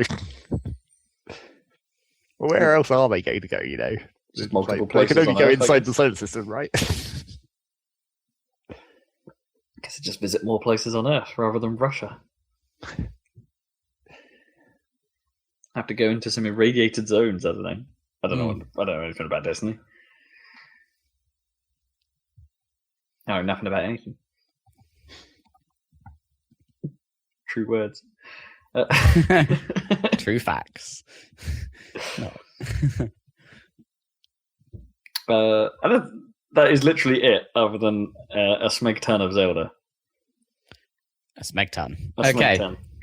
go on then. Let's Let's get get into it. Let's I get haven't into played it. anything else, so I don't think. So that's what I've been playing too. So I have just been stumbling my way through the Lost Woods Okay. and done the Korok trials as the last thing. That's quite fun. Yeah, I'm trying to think where I got to when we last discussed. Like, what have I been doing last? So I think I was on the cusp or had just done Zora's Domain. I think last time. Yeah, I think And so. so I've plodded around Akala. I found the tech lab up there. And, Oh, cool. Yeah. found some stuff in that general area. There's plenty of stuff I haven't done in that area that like I found a shrine quest point that I haven't got the clue for what to deal with. There's one of those great springs there, and you can't do anything unless. Yeah, I don't know. At least I kind of know what I have to do for that now. Right. Okay. Cool. But I know vaguely, because I've seen the thing that it's referring to. Yeah. And it's so I vaguely know what I'm doing with that. But yeah, I've just had a lot of nothing really since doing Zora, like just sort of plodding around, and it's the best though, isn't it? It's pretty good for that. But then I kind of got to the point where it's like, no, I need something. It's like I've done a lot of plodding. I need something. Okay. So then I tried. I thought, all right, let's head towards the next glowy yellow point, and that happened to be Death Mountain, and then sort of wandered in that general vicinity, caught on fire, and then was like, oh right, yeah, I don't have any heat-proof or fireproof stuff. I haven't actually come across anything that gives me those properties. Well, that's why there's fireproof lizards all over that road. Like one, I found one. Well, like out the back of the stables, that's where they spawn. I found like one, and then I made. You can just make them respawn over and over by just like teleporting away, or even just walking a certain distance away. I mean, if you want to know, you can just buy the stuff from the guy at the stables. That's the sure, but I don't really want to buy that. Well, all you have to do is make sure that you definitely have like $2,000 before you go up there, so that once you get there, you just buy the fireproof armor, and then you're good. No more patience. Okay, good to know. I've got like 1,800 at the moment because I was saving for the house. Yeah, concentrate on the armor, I think. Okay. If you want to do Death Mountain immediately, I guess. Yeah. But you probably would. Well, so yeah, having realised I couldn't do that because I only had like one fireproof elixir. Yeah. And some heat. I'm assuming you need fireproof and not heat resistance. That's right. Yeah. Because that's the other thing I haven't discovered how to really do. So I couldn't probably do Gerudo, I guess. No. Yet because I have no heat resistance. Like I found a butterfly that can do that. Or make elixirs that can help with that. And I've got some chili food somehow. I'm not quite sure how I got that. But I mean, Gerudo is essentially the same thing, where it's just like you only need the potions or whatever for your first run in, and then you get the thing that lets you resist it. Yeah, because I tried going up Lanryu, Lanryu as well, and then realised I didn't have enough cold resistance. Yeah, subtle resistance isn't going to work. I need super resistance, and it's like, okay, balls, I can't do that either. Not yet, anyway. So yeah, just had a lot of wandering around, and it turned out to be quite a nice breath of fresh air to sort of wander into the Lost Woods and go, oh, okay, there's actually some like planned puzzles here. Yeah, if you know what I mean. But then one of them was a bloody tail mission. Yeah, there's a stealth tail mission, and it's clearly been the worst thing in the game so far. Yeah, by quite a way as well. Not just even a little bit bad. There's just one moment where he turns around, and I think. Oh, that's fine. I was out of the way the first time on the first run where he did that. The worst one was where he went over. Like there was a wolf like through 2/3 of the way down the course, and so I killed the wolf, and he hadn't spotted me then. But then I'd lost sight of where he was, and it's like, where is he? Where is he? And he was just sort of lying on the floor in the grass. So I accidentally walked right up next to him. Right, and couldn't see him, and he was all like, he looks basically the same as the entire environment. Yeah, it's the same color. Like I ended up just powering up stasis quite a lot, just so I could see him outlined a little. Oh, that's cool. I hadn't thought of that made it a little easier, but still not great. Partly because running stasis in that environment dropped the frame rate to super low. It's like that didn't work great either. Clearly, I'm not strong enough to pull the Master Sword either, so sort of going there is... Yeah, but at least you know it's there. At least I know it's there, yeah. And the other one, the Trial of Wood, I don't think was very good either. Because at the end, it gets really confusing where you're supposed to go. Well, it's quite hard, that one, isn't it? It's because there's multiple routes through it, except like the ends of the routes are way more obvious than the starts of the routes. So like you come towards the end and you're like, oh, there's this other route, except that's the exit of a route, not like the entrance. Yeah, or something. Like I don't know what I did there. Like I just like that. I ended up, I think, just taking a massive shortcut, like going in the trees and then just being like, oh, it's over there. Like I'm sure there's one part I just couldn't figure out how to do what I think the game wanted me to do, how the game wanted me to do it properly, and that's just the big like mud lake. There's just a big straight bit of mud, and it's like, well, how on earth do I get over that? I'm just going to die. So I ended up climbing the trees that go around it. You use Cronus. Yeah, but that's super slow. Not if you like. And that was something that I did later on. Once I like, well, firstly, once I remembered that Cronus was a thing, and then once I got used to it, because you can actually like when I went to the survival island, I didn't use a boat or anything. I just Cronus pillared all the way across the ocean. Like you just, if you time it right, you're just like you look down onto the water, hit the button, and then immediately jump, and you can just like get into a rhythm of doing that, and it's actually relatively quick to cover large amounts of water. And it's not so bad, I guess, because you can mess up and just climb your pillar again. But... Yeah, it's like when it's water rather than death. Yeah. Goop. See, I didn't 100% think of that either, because I thought it's mud, it's not water. This isn't going to work. Yeah. I didn't initially realize you could use Cryonis on the death goop. And also, it really just sucks you in as well. Like, you'd step anywhere near it, and it's just like insta-death. And you're like, oh, really? Well, it has like a weird, like, you can walk through it, but only if you enter it via a slope. Like, you can't step down into it because that instantly kills you. But if there's an actual if there's an actual polygon that goes under it in the slope, you can walk into it and then like survive for a few steps. Like I had a problem with that on like one of the towers that was surrounded by that. And it's like I need to cross this bit, but I can't like jump it because you just fall in. Was that the barracks? Yeah, I think so. Yeah, I did that one today. It's like there's a bit where you can walk off one of the sloped bits of stone and onto the other bit, but if you try and jump it, you're like, oh, I just clipped it and instantly died. Yeah, I found some. I got to a really awkward spot on that because I sort of fell off the tower at one point, and like I was like, well, where am I going to go? So I just sort of ended up on a bit of wood in the middle of this thing, but there was nowhere to go from that bit of wood.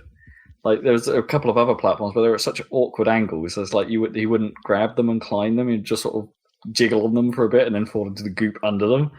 And it's like, all right, I better travel back up to the top of the tower and figure out where I'm going. And that's when I spotted the Lost Woods, and it's like, all right, let's go that way. That seems interesting. Yeah, that goop is kind of weird. There's one of the other towers with another pool of that stuff where you're meant to use magnesis to make platforms in it, basically. And it's like when you do that, you realize that like there is actually terrain under the goop. Like it has a fully modeled like lake underneath it, and you actually have to like sink the containers and stack them into pillars that are completely under the goop and invisible unless you're using magnesis. It's like it's kind of strange. Because the ocean's got a floor, obviously. Yeah. I just moved one box, and then that's all I needed to do. Sort of paraglided over the gaps. Yeah, so it's still. Is that the colour tower? Are you talking about? No, this is in the same territory as Lost Woods. Yeah, the Lost Tower is the barracks. Just south of it. Yeah, I remember, yeah. Just north of the castle, I guess. Yeah, forgot about that part. Yeah, I killed my first stationary guardian because I had no choice for one of the towers. It's like, these guys are just going to shoot me on the way up. I was like, I've just been avoiding doing anything remotely near them. Yeah. And it's just like, all right, no, I'm going to need to take out one of these stationary buggers. At least those ones are easy. Yeah, at least if you're right up in their face and you start attacking before they have a bead on you, then they don't really get a bead on you. They have like a super long stun if you crit them in the eye as well, and like hitting them whilst they're stunned like extends the stun essentially, kind of.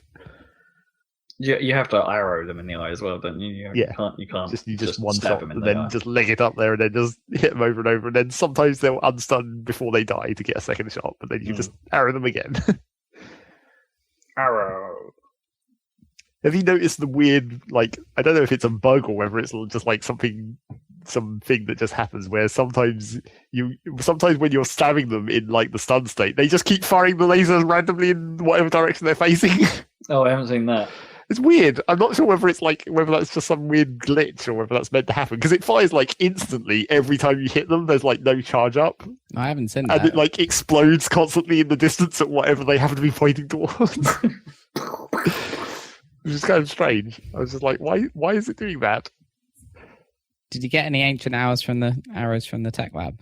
I've got like one, Right, yeah. I think. Because they're like instant kill or whatever. But yeah. If you hit them in the right place. I discovered you can sort of farm the walking guardian on the way up to Death Mountain, because you can go up to the tower and then you can just paraglide down, and then of course you've got like super slow-mo arrow aiming when you're paragliding. So as long as you one-shot it, Well, then I mean, you can sort of you farm can do it. that mostly anywhere, really. Yeah, I guess, but you don't always have like a high point to glide down onto a guardian. Like you could do it from the central tower, but there's like 3 of them or something. And I think the best place to do it's just right next to the tech lab, basically, because there's two walking guardians down on the beach next to the tech lab. Are And there? it's like a super steep cliff directly from the tech lab down to the beach. Which one? I didn't The notice Akala those. one. Or The the, Akala tech lab, yeah. I hadn't noticed the walking guardians anywhere near there. I have to have a there's look. a stationary one right on the route to it, isn't there? Yeah, it's Yeah, because yeah. there's no. You wouldn't think there's any reason to go down to that beach because it's basically Right. directly at the bottom of those cliffs. I've It never looks been like it down just goes there. straight into the water, but it doesn't. There's just like Oh. a little bit of beach down there. And with 2 walking guardians. Okay, Yeah. I'll check that out. I never even noticed those guys. And if you've seen it in the distance, you'll see that giant labyrinth way over the water. Yeah, I've seen that. I haven't been over there yet. That's fucking full of guardians, except mostly rusted guardians, not walking Right. ones. Yeah. Actually, I guess there are a fair few walking ones. Oh, shit. But much less convenient to get to, obviously. I'm going to have to try that next. The labyrinths are like, I mean, they're kind of uncomplicated, but they're also kind of nice. Yeah, it's the same situation that Rob was in, where it's like, oh, this is an actual like puzzle. Planned out thing, yeah. It's an actual thing that I have to do specific things to do. Yeah, that's cool. And there's 3 of I think 3 of Yeah, those labyrinths. I just found the second one, I think, but I haven't done any of them. Yeah. And obviously the reward, that's what you really want. Well, I don't know yet. What, from doing all 3? Or Well, each of them. Each of them. Okay. Each of the what, sorry? Each The of labyrinths. the labyrinths, yeah. Labyrinths. What Yeah. what I mean, do you there's a shrine in each. Oh, of them as well, right. obviously. I've only seen the one off the coast of. Yeah. Is it the North Tech Lab? Yeah. And that seemed a bit far to get to. It might be a bit far. I don't quite know. There's how you also get a to boat that yet. down on the beach. Yeah, but then Oh, there's a how do you get ridiculous up to it climb, then? presumably. I think there might be a gust of wind. I'm not Oh. sure whether that. I wasn't entirely certain whether that wind spawned after I was done with the shrine or before. But I, think guess- there's I a guess gust if of you're wind really- that goes up next to it. I guess if you're really prepared, you could make a bonfire. Well, yeah, or you could just like, if you can ride the boat out there, if you can climb and then use like a stamina potion, you could probably climb up to the entrance. Anyway. Because that's the weird thing did about seem those very labyrinths is like the walls don't prevent you from climbing. So if you want, you can just climb on top of them. Oh, really? I mean, that doesn't. They're specifically designed to make it so that doesn't completely negate the whole point of them, but Right, okay. it does give you an option to be like, oh, I can just go up here and easily access certain places. And the map acts as the map. Yeah, At least for also. that one that I've seen, anyway. Kind of though. That also is like they thought of that to some Yeah. extent. Right. Like, I guess it could be like spikes and stuff that wouldn't show on the map. Oh, I look forward to checking that one out. I'm sure I've done plenty of stuff in that game where the solution I've done Wasn't is the clearly not the one they intended. intended one, yeah. But That's the always whole fun, point. though. Yeah. I'm pretty sure you wanted me to walk through this maze of spikes. Oh no, I just burnt them all. I just did one with a frozen river that kills you really badly, and I think I was supposed to like chop down a tree and then float on a log to get to it, but I just like ate some food and like swam through the pain. Yeah, that sounds viable. And I'll admit, bits of the combat are now starting to gel with me better than they were before. Yeah, that was what happened last week when I was.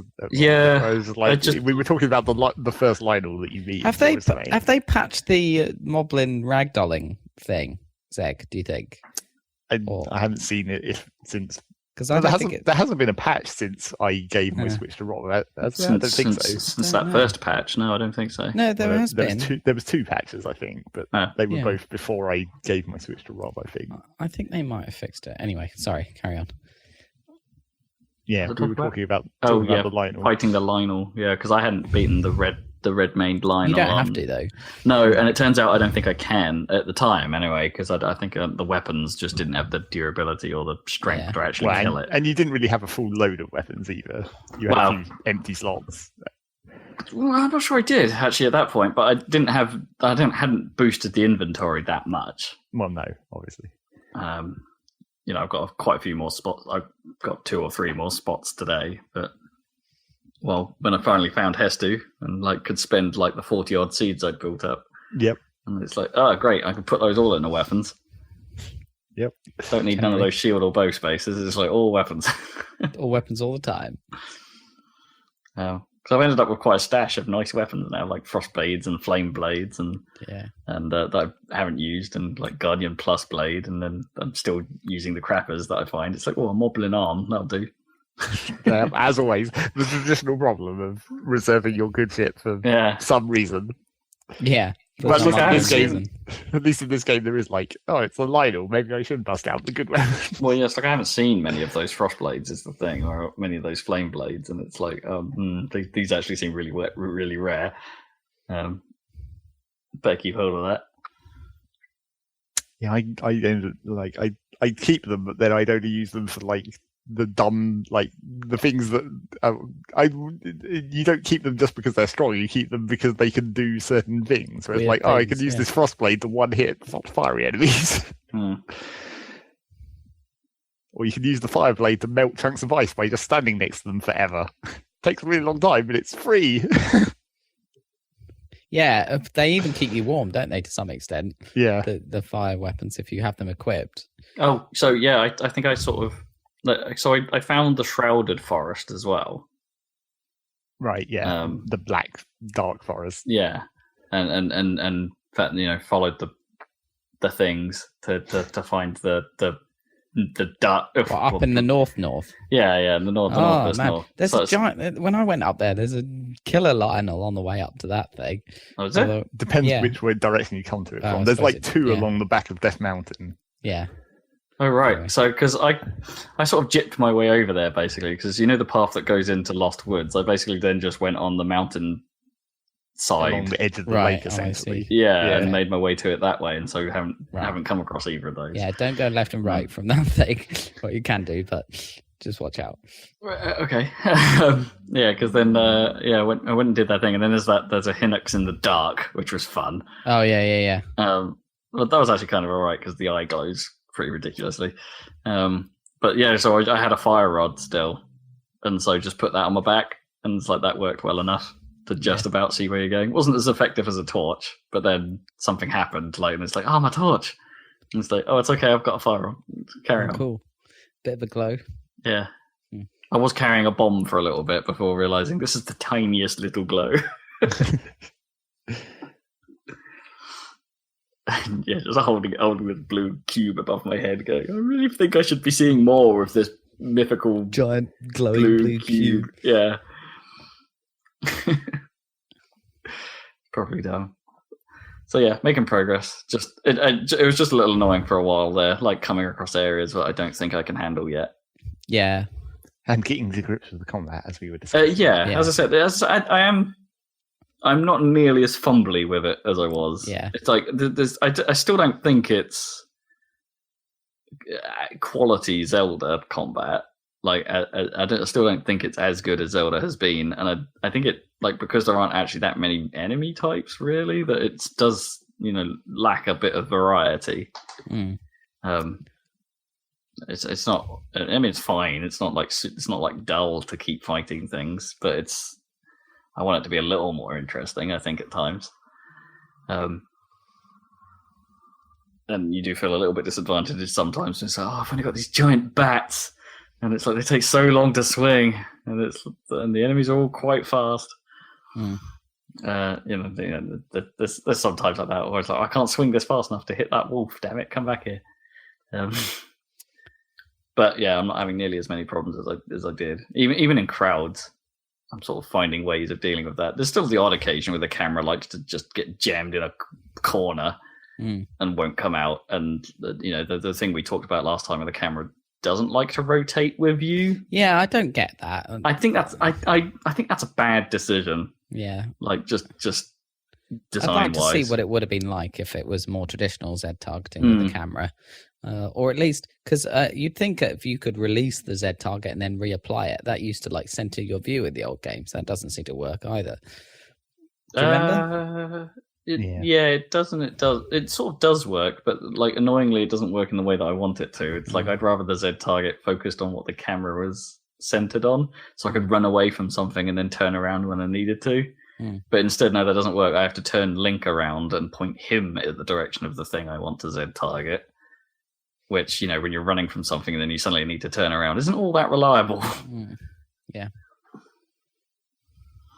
So combat I think has some problems, and it's just like I didn't like that boss, for instance, in the Router Beast. Yep. That felt like a mess. Water blight cannon. Like a real mess. I don't know. I think that might. Well, mechanically, that might have been one of the better ones. Potentially. Because it actually had you doing things, I suppose, rather than just stabbing it. I guess, but then you sort of like when it gets down to the point where you've only got the 4 little pillars, and you're sort of falling off them, and it's like, I need to get back on, but I'm in the water, and it's just going to shoot me again. I'm going to get pushed back away from this. I can't get back on the pillar. Let me on the pillar. And then you shoot the thing, and he's like, "Oh no, he's gone somewhere else." It's just I found that whole thing quite irritating. At least there's only 4 of these Zelda bosses, plus the final boss, I guess. Oh, it's just a shame though, because the bosses just felt like such a thing. They were a big thing, yeah. Like in previous games, and they're just not here. Not really. It's like, I know the game has a lot of other strengths, but sometimes you want Zelda to be Zelda. The core Zelda stuff sometimes, isn't. Yeah. It's like the creativity of the dungeons as well, or whatever. And then the bosses themselves is an extension of that. Because they all have a similar theme, obviously. Sure. In this, whereas they used to be like totally unique. Like, I was just thinking of the crazy Shadow Temple boss with the sort of drum that you're on, and all kinds of kind of weird stuff. Like what's the water temple? Like a kind of gelatinous kind of water mass thing. And Hookshot the eyeball. Yeah, hookshot the eyeball type thing. Yeah. It's like, it hasn't quite got that. So it definitely hasn't. And I know we've talked about the weird cog that you ride in Twilight Princess, and the boss that for that, the totally bespoke boss that's only that cog is probably the only useful thing. Yep. And it's but that boss was fun. Like there was a little throw. It might actually be the most throwaway boss of the game in a weird way, but it's like it was kind of. Because of that, I remember it. And these individual bosses in this, like once you do get the Master Sword or whatever, they don't last very long. So I don't know if they should have been a little bit like, I know none of the enemies scale with your power, but maybe they should have done that for the bosses. I don't know. What do you think, Zeg? Well, I don't know. I mean, I think they do. Sort of not exactly coincidentally, they just do get harder if you do them in the expected order. What's the expected order then? Well, the same clockwise direction of the zones, Right. isn't it, for each of the 4 beasts? Right, so I'm expected to have been doing not clockwise, anti-clockwise. Oh, right. So I should be Sora's doing Domain, Gerudo then Death next? Mountain, then Ruto, then Gerudo. Right. And Gerudo last. Yeah, that's the way I'm doing it, but I don't know. So I did. So my update is I did the Rito section. And then you got the sick Rito power. It's insanely awesome. And now I'm thinking, like, if I were to play it again, well, maybe do that one first. I don't know, just to get that power. Yeah, exactly. Anyway, if you could pull it off, it would be quite nice to have that as soon as possible. I keep forgetting I have it, of course. But that kind of, not to give it away, but kind of obviates a lot of that stuff we were talking about, like of building platforms and things. And yeah, anyway, sometimes to get up towers and things. Anyway, it's probably one of the most I don't know, shrine breaking powers potentially. No, you can't use it in a shrine. Oh, right. That's I I discovered that. I was like, that doesn't break the shrines. Okay. But yeah, Zag, I mean, I quite like the Rito village. I think I like it. It's quite a homely kind of village. It's a place I'd like to return to more, whereas like obviously that's the trouble, isn't it? It's so incredibly tiny and there's like nothing to it almost. There's not that much to it, but it's quite nice and I like the design of the main Ritos. I just think that the children are a bit cutesy and weird. They look like they're from DuckTales or something. Yes, but I guess the brightly coloured ones, why that is. Yeah, that's part of the whole thing. Yeah. It's that makes sense. Yeah, that was cool. I quite enjoyed that bit. That was quite a cool, weird little puzzle.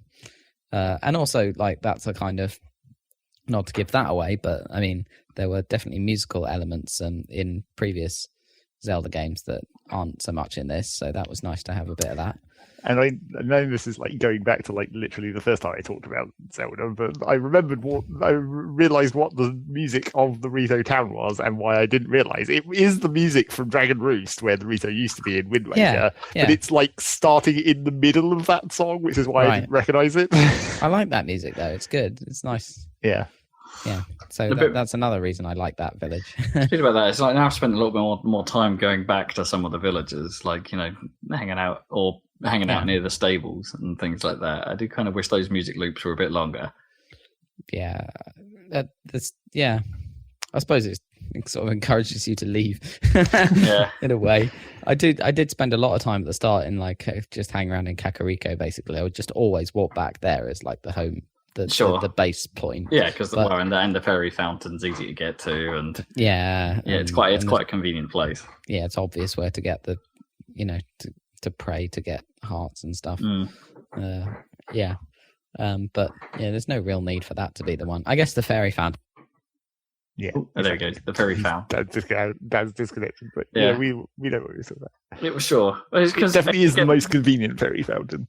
Again, I guess that's kind of when I was wandering around just Takala and the route I've taken thus far, and I've not really been finding other towns or anything like that. Like Takala's meant to be like the backwoods, isn't it? So there's not really anything back there. Well, yeah, it's like it even describes itself as a lot of nothing. So it's there's elements where you're just like I kind of so I think I've had a bit of a lonely experience in Sora. Yeah. And it's I need a little something more. He's back. Which is why, like I said earlier, it's like why finding the Lost Woods was both a breath of fresh air, and then it actually made me do things, and I was disappointed in those things a little bit. Right. So yeah, I don't know. We'll see how we get on. It's like I'll carry on to the Rito. I think Rito, is it Rito? Well, you might as well do the Goron thing. You just need to have the money and, like Zach says, and just drink a potion, find some fireproof and stuff. Run for it. Yeah. So you should only need about like 3 fireproof potions. Yeah. Assuming you then have the money to buy the armor once you get up there. So is it like once you get to the town, you're okay? Is it like that protected then? Like, no, you'd still need to actually have the fire protection even in the town. Right. Town. But just make sure you go buy the stuff immediately. So what you can do is halfway to the town, there's a sort of mining area, and there's a dude who will give you part of the armor, which is all you need, I think. I think he gives it to you, but you have to go around finding those lizards, and you have to trade him the lizards. The lizards, and that's quite annoying because you've got the timer of the potion. Yeah. So you have to run around. On the plus side, you're finding more lizards, so you can you're finding more lizards. Potions. So my tip for that is you can actually shoot them with arrows if you spot them, because they run away quite fast if you get near them. Yeah. So go ahead and shoot them, and you can pick them up, and they hide under rocks as well. So just pick up rocks and hit the button as you're picking up the rock. Yeah, I discovered that. I now sort of somewhat habitually just pick up every rock I see. Yeah. And turn on the speaker sensor if you've got the upgraded sensor. Oh, that's a good idea. Yeah. Then you. Well, can yeah, find... I do have that. But yeah. If you do have that, then make sure you got a picture of one from going up the road, and then turn on the sensor. And that'll be easy. I don't think I have one. I don't think I have a picture. It's a problem. I need to try and find one. As I say, I just haven't seen them, so I just assumed I haven't been in the area where I needed that stuff yet. It took me a while to obvious. What? It took me a while to realize the obvious, which is that if you have a mushroom or something inanimate that you don't have a picture of, you can just drop it on the ground and take a picture and then pick it back up. Oh yeah, as long as you already have one. Yeah, exactly. Yeah. I was like, oh, obviously. Well, I don't have any of those lizards. No. No. So yeah. I don't know if you can drop those. They'll probably run away. Well, maybe you can. Maybe drop it and then murder it. Creatures do, because that was the problem I had with the bugs, where I was trying to drop bugs to take pictures of them. I kept forgetting that they're not dead. Yeah. So you just let them go, and it's like, oh, and then they just immediately fly away. It's not very helpful. Cool. Yeah. Still plodding on. Still the one. It's weird. It's so big now, but then it's because I'm just looking at the totals today, and it's like, how many shrines have I done? 36, and it's like, oh man, that's 36 of 120. It's 120. Yeah, I'm on 80 odd now. Yeah. I thought it was weird because I looked at my save file when I was at Rob's, and because when you complete it, another thing that I didn't realize initially that it does when you complete it is it puts on the map a percentage completion for the map, which is based on when you get the names on the map of the places. Right. That you've actually been there. That you've actually been there, and somehow, even though I've covered the entire map as far as I think of covering the entire map, I've walked around when I was looking for the shrines, apparently that still only counts as 66%. And I'm how is there so many places that I haven't triggered the name to appear for? Is it just that, or does it count Koroks and... Well, yeah, I think it's only map names, but maybe it does count Koroks as well. But even then, it's still I got a fucking lot of Koroks. Did we talk about the triple apple tree thing on the cast last time? No.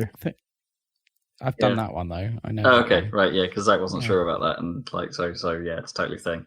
Yeah. Yeah. Although I'm pretty sure there's another spot where there were a ton of apple trees, and it was all the same apple tree design, and it's but they went in an obvious line, and it's yeah, it has to be just 3 of them. Yeah. Yeah. It was the exact same branch layout, and it's is this the thing? Is this another one of these, but more complicated?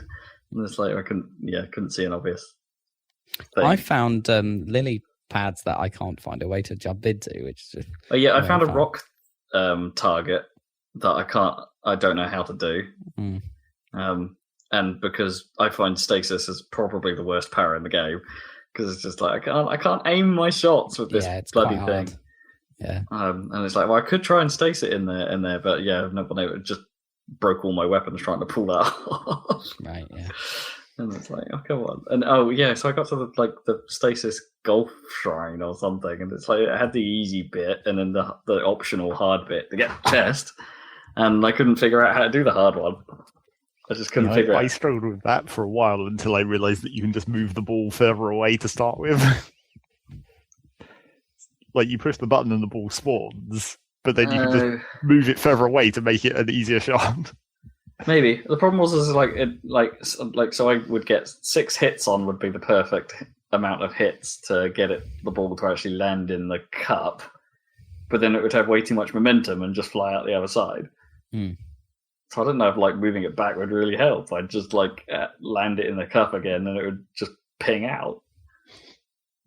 You at some point you kind of have to get lucky and do where it comes in and hits the edge of the hole, and that deflects the momentum or whatever. Yeah, and it's So I just sort of left that one. It's it's probably going to give me some crap anyway. Yes, the optional extra chests where it's just it's just going to be a diamond or something. Yeah. Not that important. Sometimes you get an ancient core or something. That's pretty good. Yeah, I guess. I still don't know what I need star fragments for, but I've got 4 of them. Oh, I got one. Yep, keep getting them. Yeah, I hauled ass to chase that thing down. Yeah. You have to. But because it had landed on a hill, when it spawned the star It fragment, then rolls down. It rolls down. It's like, oh god, come back! Yeah, so annoying. It was really silly. It was like, oh, come all this way. They should have made them magnetic. I think that was my thing, because there was at least one time I had where, like, when I got close enough for it to spawn, it was on a hill and it rolled down into a river, and it's like, well, fuck. Like, if it had been magnetic, I could have fished it out, but it's not. Yeah. So you can't even get it once it's underwater, even though you can see it. It's like, Yeah. oh. Pretty annoying. So I found a couple of the memories now as well. Yeah. I was okay with everything at first, but I definitely fall in the camp of this voice acting is so bad. Well, now. they've patched it now, so you can just switch it. Hooray. I know, but it's like I kind of just want to see it through now because it's how I've been playing the game, right? And so Nah, man, that's I why switched it. you switched it, okay. Yeah, Japanese all the way. Because like Mifa was really like that storyline should have been good.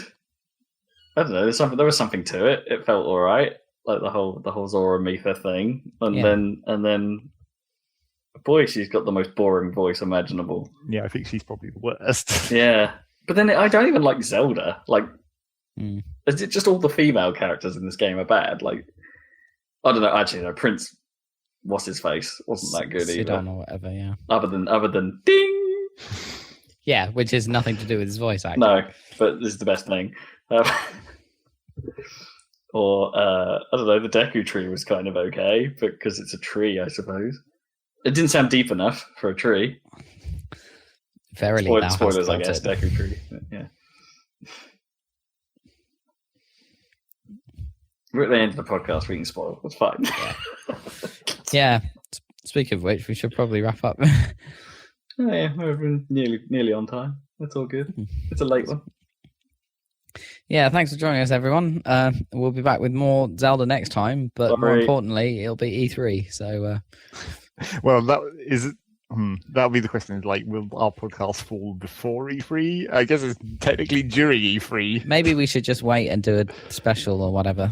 Yeah, so, I mean, yeah. that would be the ideal plan. Or Potentially. we'll at least yeah. we'll start. Part one of the press conferences will be next time. Yeah, and then maybe we do an extra one like a week later or something to catch up the rest or something, We might depending on have how we work. Like, we're never going to be first for E3 news, let's be honest. But you'll get our cutting analysis. Of every aspect. Rigorous. Yeah, so am I allowed to do the press conference rundown with E3? Is that allowed? I think we'll have to. That's what our whole podcasts are for E3. Yeah, so far We do them chronologically. Yeah, but by I know what they talked about. But I know you have a bit of a thing against me doing press conference rundowns of late. Well, maybe for E3 it's okay, but we'll figure out something because I think the new news is working. So yeah, New news, cool. and then post E3 we need to think about your potential plan of doing the current top 100 games or whatever. Yeah, maybe not 100. Yeah. I was thinking of 10, and for some reason splitting it into single player and multiplayer. Because I was thinking that actually just now, because you were saying Zelda Game of the Year or whatever. But what if something along the lines of Rocket League came out in the summer out of nowhere? Sure, but Yeah. we still we're talking. It's the game of the year. You have to put everything on the same plate. Yeah, it's true. Okay, catch you next time, listeners. Enjoy your 2 weeks, and we'll catch you for E3. Yeah, enjoy that period of time. Yeah. Go for it. Do something you've Bye. never done before. Like smile at a pigeon. Just Never mind done it. that. Bye.